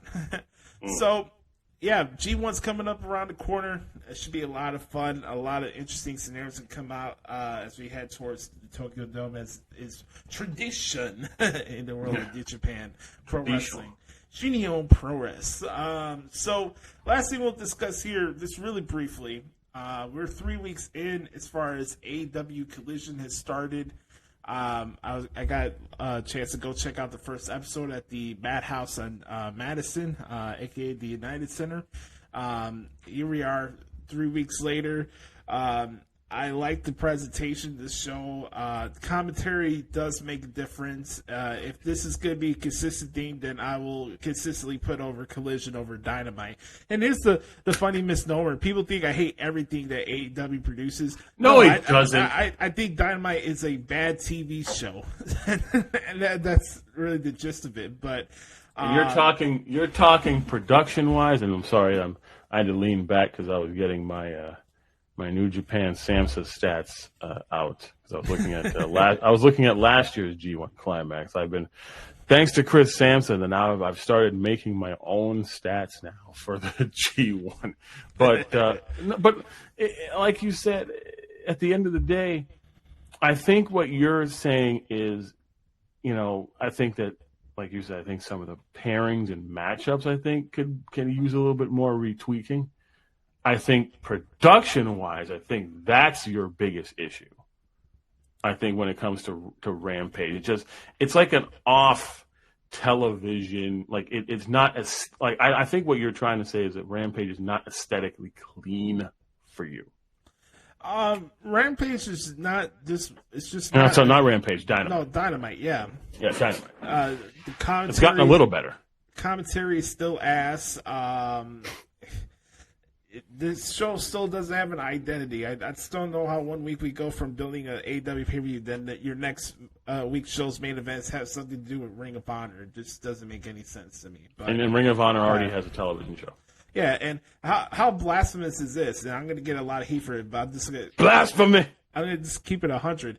It's a damn shame that Ring of Honor has now turned into AEW Dark.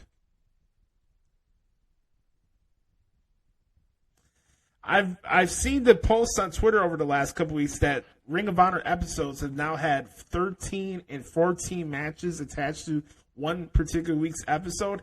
That's correct. That is bullshit. The fact that Ring of Honor, this merit-based wrestling promotion that everybody loves, is now relegated to the same format as AEW Dark and Elevation. So let me ask you, if that was the case, then why wouldn't you just have a press release saying that AEW Dark and Dark Elevation will be reprised as Ring of Honor? Because think about it. In the press release, It was Dark and Dark Elevation canceled. But you're keeping the same format as both of those shows for ROH. And using the same people that were on those shows as well.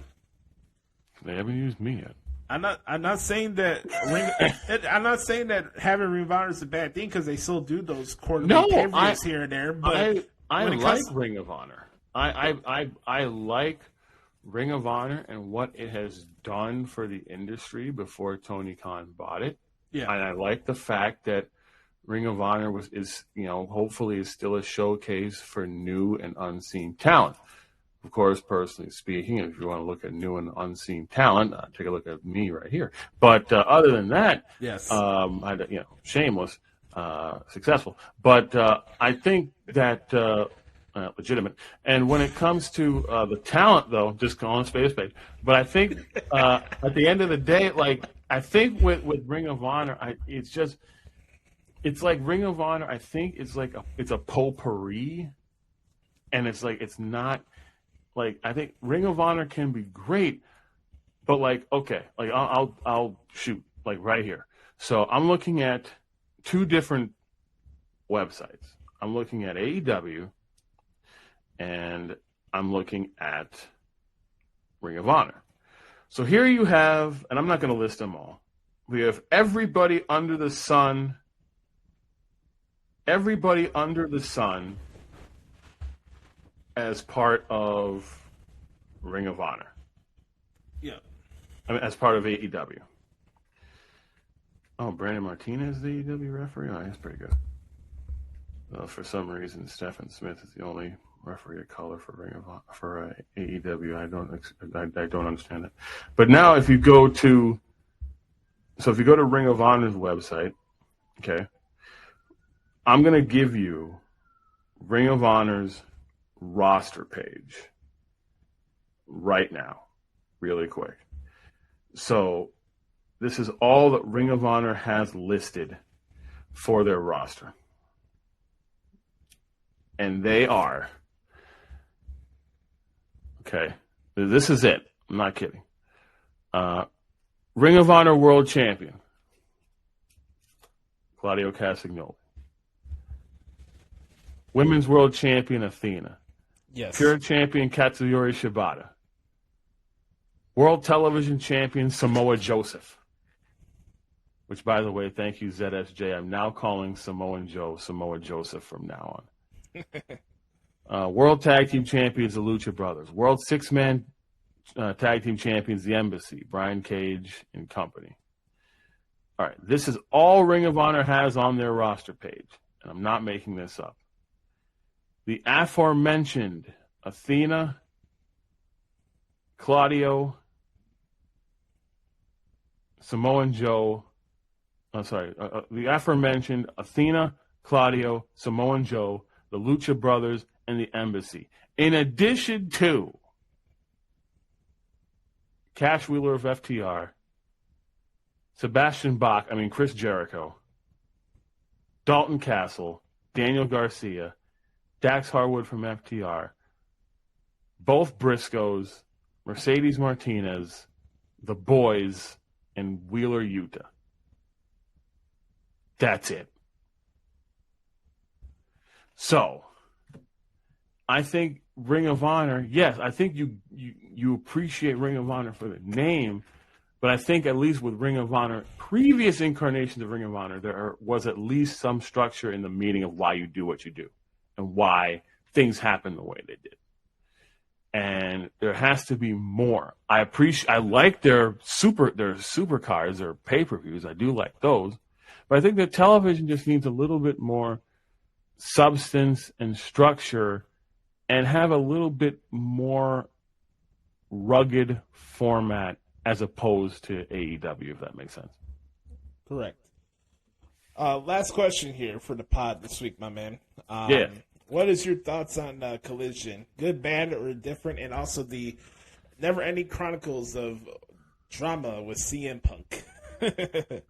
Well, sources say I didn't have an opinion on Collision, so I'm going to have one right now. I think Collision is good. I like the presentation.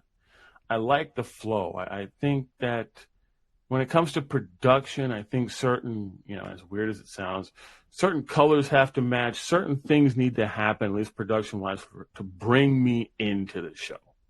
Mm-hmm. And I think Collision does that. I also think that as far as like graphics, I think would be better.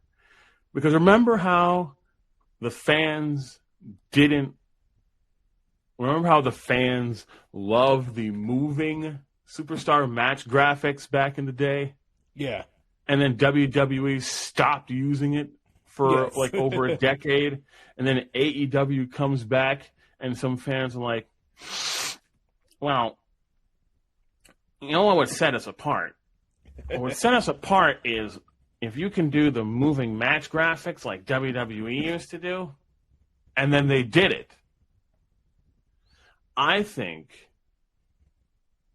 instead of just doing it for the big shows, I think if you do the moving match graphics for a Collision only, I think that would kind of, because you have CM Punk, you have good talent there, but you just need to do something on that show that no other AEW.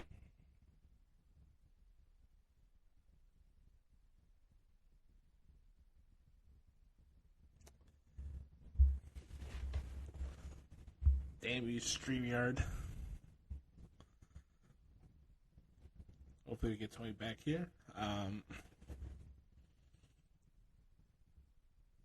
on, StreamYard, cooperate. Cooperate. Go.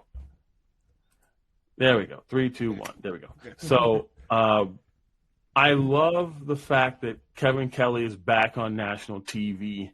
Yes. And that Nigel McGuinness is his partner.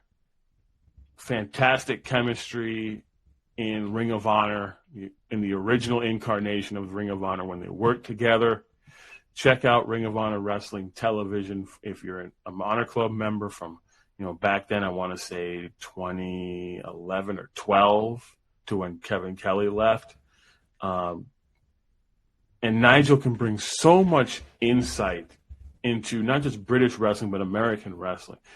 And hopefully they use Nigel and Kevin as like a bridge, kind of like a bridge between Ring of Honor Television and AEW Dynamite. And I hope that that's what Collision can be for. But more Kevin Kelly on my TV, more Nigel on my TV. And as far as the ever-going drama of Charles Montgomery Punk, the sources love this guy. They can't get enough. No, they can't get. They cannot get enough of Cookie Monster Punk, who's really just trying to do his own thing and try to live his best life. CM Punk's keeping wrestling websites alive. Yes, all websites should be paying monthly royalties to CM Punk Incorporated. Yes. Because half of their news is based on him and it's not unfounded. CM Punk, listen, if you ever want to come on a show that has no drama and you just want to talk wrestling, we don't deal in rumors, we don't deal in reports, we just deal in what we see. And if you, I'm not saying if you ever, but if you want to come on either this show, my show, and just talk wrestling and the love of it, we open it up to you. But as it comes to Collision and CM Punk, good. You have CM Punk as a face of a show.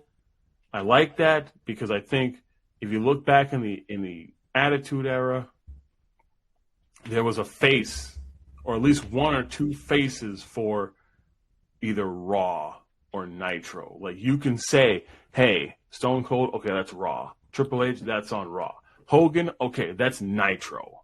Yeah. NWO, that's Nitro. Cruiserweights are on Nitro. So I think if you can just put some talent on that show and I'm not going to say brand, but identify as Collision and then kind of work with it, then it could be something that possibly can overtake Dynamite as maybe a lead show.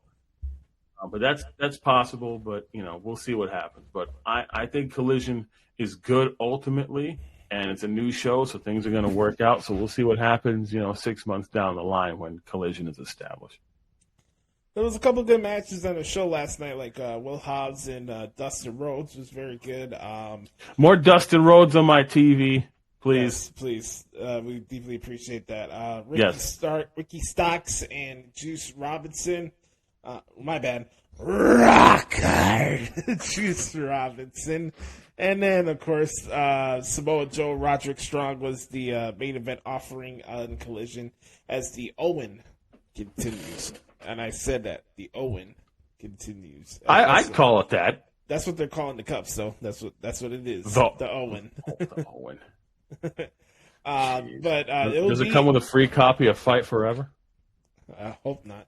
One thing is for certain though, everybody on Twitter should be happy. We're getting CM Punk and Samoa Joe on next week's edition of. You know what that means? Well, you know what that means. Nostalgia is gonna hit. You know what that means? Well, that means that maybe just one time you can just. I know Claudio's the Ring of Honor World Champion, but can you just make Samoa Joe the Ring of Honor World Champion just so you can have CM Punk, possibly face Samoa Joe and beat him for the Ring of Honor World title, just like we did back in the day. But it's not going to be the same as it was 15, 18 years ago. Sorry to disappoint you, but it's not going to be the same. It's going to be two veteran guys who are names in this business, and that is a main event matchup. Yeah. And so I think at the end, you got Punk and Joe. It's a pretty solid main event. And if Collision can keep doing that, they've got something with it. Brother, you brought things full circle because you just you brought up what we talked about earlier about people fantasy booking themselves. Hey, Samoa Joe could defeat Claudio at Death Before Dishonor, and then CM Punk could fight Samoa Joe at Wembley at All In for the Ring of Honor World Championship. And see, that's just the perfect way to go about it booking wise. I mean, Tony Khan has it right there on a silver platter. Nice, guys. I have the perfect idea, guys. I have the perfect idea. Okay, welcome me on this. This is perfect. So, I heard a wrestling promotion. I've never heard this concept, but what they do is they have multiple guys climb up a ladder, and somebody gets a briefcase. Right. Stay with me on this. They get a briefcase, and they pull it down. And when they pull it down, they win the match. And when they win the match, they get to cash it in for a championship match anytime they want. Okay. All right. So here's what's going to happen. All right. So Samoa Joe's going to have all the belts, right? Samoa Joe's going to have Samoa Joe's going to beat Claudio for the Ring of Honor World Championship. Now Samoa Joe's going to have 2 championship belts. And then no, we're not going to book to All In. We're going to fantasy book.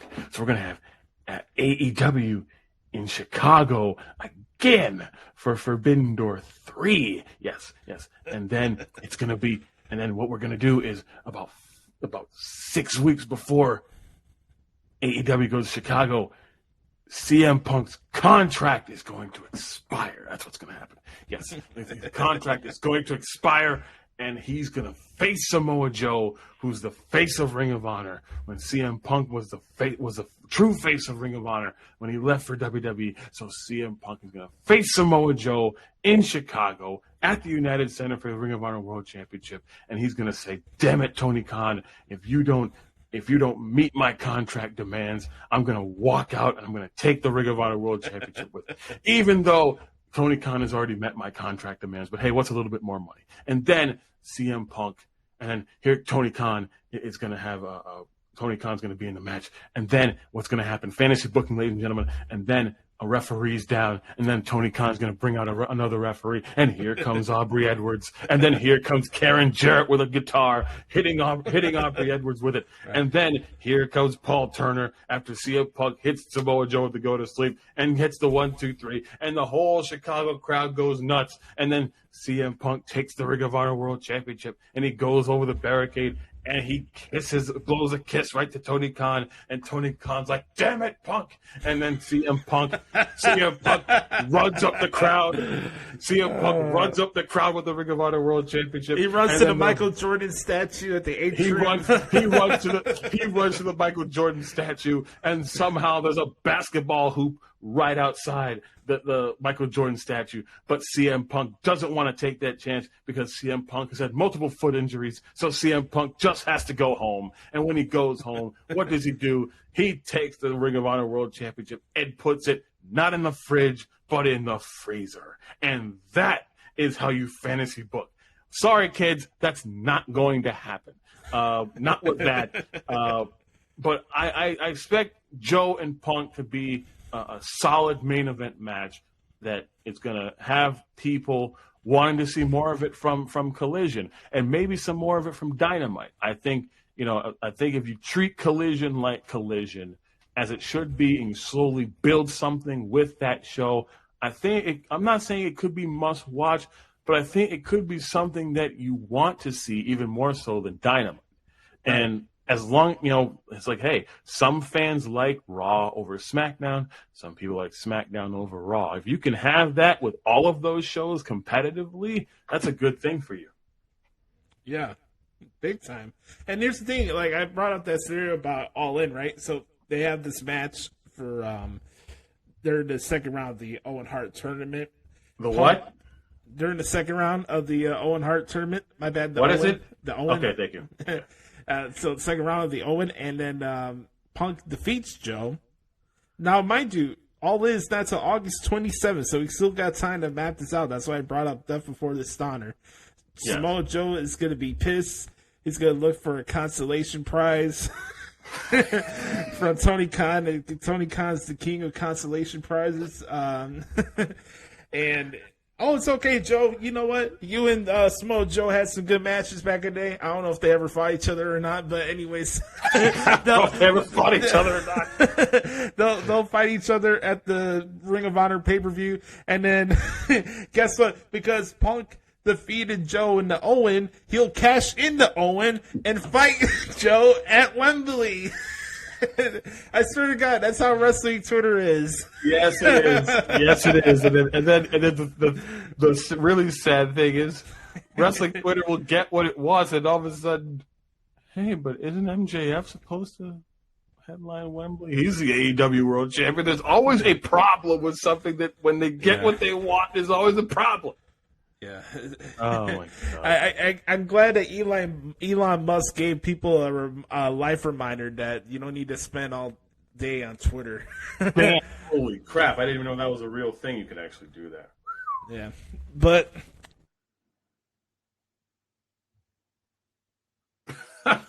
what was that? My goodness, what just happened there?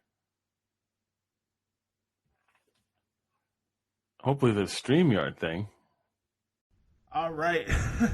Yeah. I apologize, guys. I lost power in the city. It's been raining really bad today. It literally just gave me the boot. but we're back in business. I'm sorry about that, guys. First thing I looked at, and I saw Josh Lopez looking to the side. Next thing I know, it was in the dark. And then he went gone. But it to be honest, it's over in my side of the country, it was raining pretty good here, at least for the on and off for the better part of the last week. So if you wanted rain out there, you certainly got it. Yeah, we were getting flash flood warnings earlier today, but well, that's the first year since I moved in. I was not expecting that. I'm sorry about that, guys. I feel bad about that. We're good here, Tony. You still hear me good? Yeah, man. All right. I guess TK this upset about what I was doing an impression there earlier, but hey, it is what it is. But yeah, things are cooking up for Collision. I think it's on a good path. So, like seeing Miro on the TV screen more often too, which is good. But besides that, don't forget to check out the Pod of Hoots. It drops every single Thursday, anywhere you get your podcast from. You can hit your boy up at Twitter at the Hoots Podcast. I'm on Instagram at Josh Lopez Media. We're here with referee Tony, my man. Tony, tell everybody where they can find you up on Twitter. Oh, at least for right now, I am on Twitter and Instagram still a referee Tony S. There's only one, and if there's somebody else, then you need to report him. Referee Tony S. on Twitter and Instagram at the moment. Still refereeing around these, at least in northeastern United States. Wait a minute. Ah, there it is. Yep, flash flood warning. Yep, he got it. So I will be refereeing for Atlantic Pro Wrestling, we were supposed to have an event this Saturday, so I believe it'll be July 22nd in Newburyport, Massachusetts. That is my last event before heading out to the Mega Fan Fest convention at the Gathering in Charlotte, North Carolina. That's August 3rd to the 6th. That's going to be a good time down there. A whole lot of guests, talent are going to be there. Kurt Angle, Diamond Dallas Page is going to be there. Kevin Nash was supposed to be there. I believe he is not, but we do have that's right. JR is going to be there, I believe. So we're going to have a lot of people who are going to be there for this kind of fan fest, and I'll be resuming my refereeing duties after that. I do know that there's also a wrestling show that night. I believe Kerry Morton, NWA World Junior Heavyweight Champion, is going to be there. The C.W. Anderson, I think, is supposed to wrestle there, as well as Tommy Dreamer. That has been unconfirmed. That might be in a few weeks. So that's a lot of cutters there.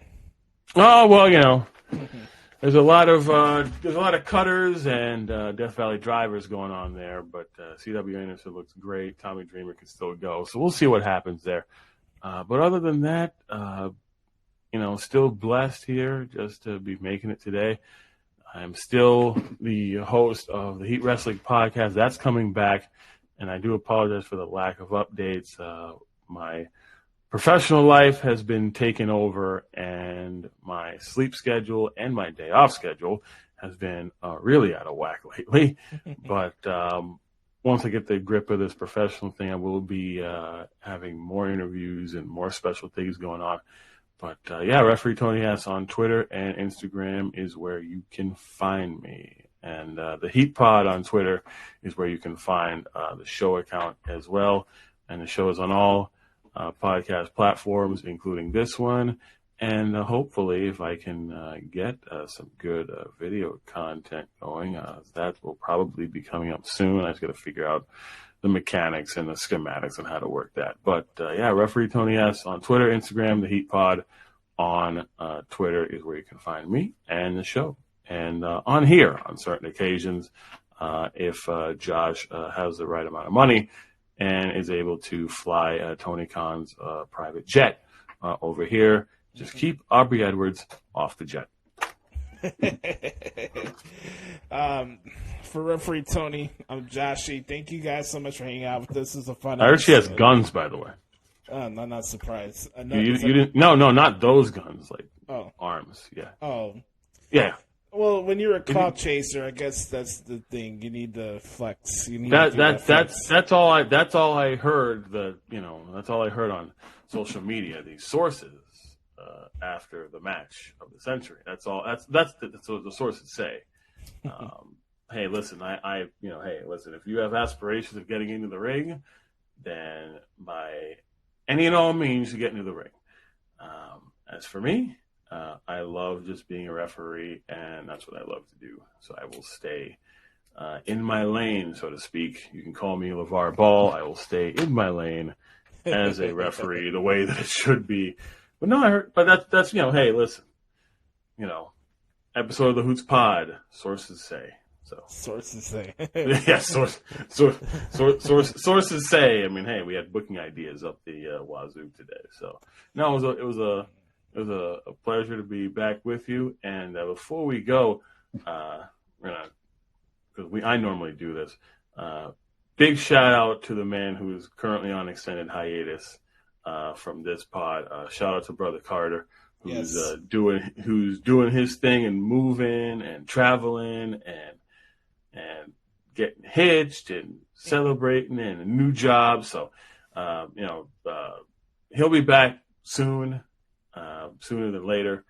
But just want to give a special shout out to him because this is normally his side, and I'm taking his side. So I just want to, and he's still, even though he's away on even though he's on hiatus, he is still director of operations for this show. So I knew that, I knew that points would be on the line if I didn't say that. So. Sure. Shout out to Brother Carter. He's all setting in Arkansas now. That's where he is. Yes, that's right. The mayor of Arkansas, Brother Carter. Hey, listen, if that was legitimate, hell, I'd move down there. Yeah, I had enough reasons to move out of Chicago, so take me anywhere at this point. Yeah, in progress. In progress for sure. But I mean, hey, there's a stake from I know prospectively where you're trying to go, and Steak and Shake. Sorry, not Steak and Shake. Well, Steak and Shake, yes. Shake Shack. I haven't had Shake Shack. So, before we go, Shake Shack, I haven't had the extreme burgers. There's actually a Shake Shack around about 2 blocks away from where I work. So, nice. So quick question, very important question. Yeah. It's not trash. It's not trash. No. So, I paid for a drink, standard Shake Shack burger, and fries. Very nice. Like $16. That's not bad. Now, I think for the price that I paid, I should have gotten a little bit more fries. Burger was good though. Burger was on point. For standard Shake Shack burger was on point. Drink was good, but if you're gonna get a drink with Shake Shack, I don't care what drink you want. No ice. No ice. No ice. Okay. No, because you don't want your drinks tasting like either soda or whatever kind of drink, or let's say, for example, you get a lemonade. No ice. Because you don't want your lemonade to be lemonade in the beginning and taste like water at the end of it. Right. So, but yeah, paid $16. So it wasn't bad, but the burger was good. Wish I got a little bit more fries though. Hey, trust me, it all sounds good. It's gonna be a while before I could partake in something like that, but it's you can do Chick-fil-A though. Chick-fil-A though. Yeah, Chick-fil-A. Yeah, Chick-fil-A and water. I'll have food, but I gotta lay off this. Well, we gotta have food. Yeah, I'm gonna eat, but like I'm saying, like I'm on this fast of sodas and stuff, so it's gonna be a while before I partake in that. Like my exception now is like ginger ale or Crystal Lights. Yes. Ginger ale is my go-to. And the weird thing with ginger ale, doesn't matter the brand you get. Like you can get Price Right brand, still pretty good. They're all good. Give me the can of the dry stuff. Cold with no ice though. So, but no, we will definitely do this again. And now that I am getting my library up, more rewinds to come for sure. Nudge, nudge, wink, wink in the future. Don't forget, folks, we're on the road to 1,000 subscribers here on our YouTube channel, so make sure to like this video and subscribe to the channel. And we're going to pump out some more content in the coming days since we're recording this on a Sunday. But beforehand, I want to wish everybody a great, happy 4th of July weekend. And not weekend. It's on a Tuesday this year, which is so odd. Holiday. Enjoy your 4th of July holiday for Referee Tony. I am Brother Adam. This has been a special bonus edition of the pod that Hoots. Remember, folks, be the authentic product that is yourself. And remember, nobody dictates the pace of your life but yourself and the man upstairs. Love y'all. Stay off Twitter for a little bit. We'll talk to y'all next time. Yes, sir. Yes, sir. All day. Bye-bye, bitch.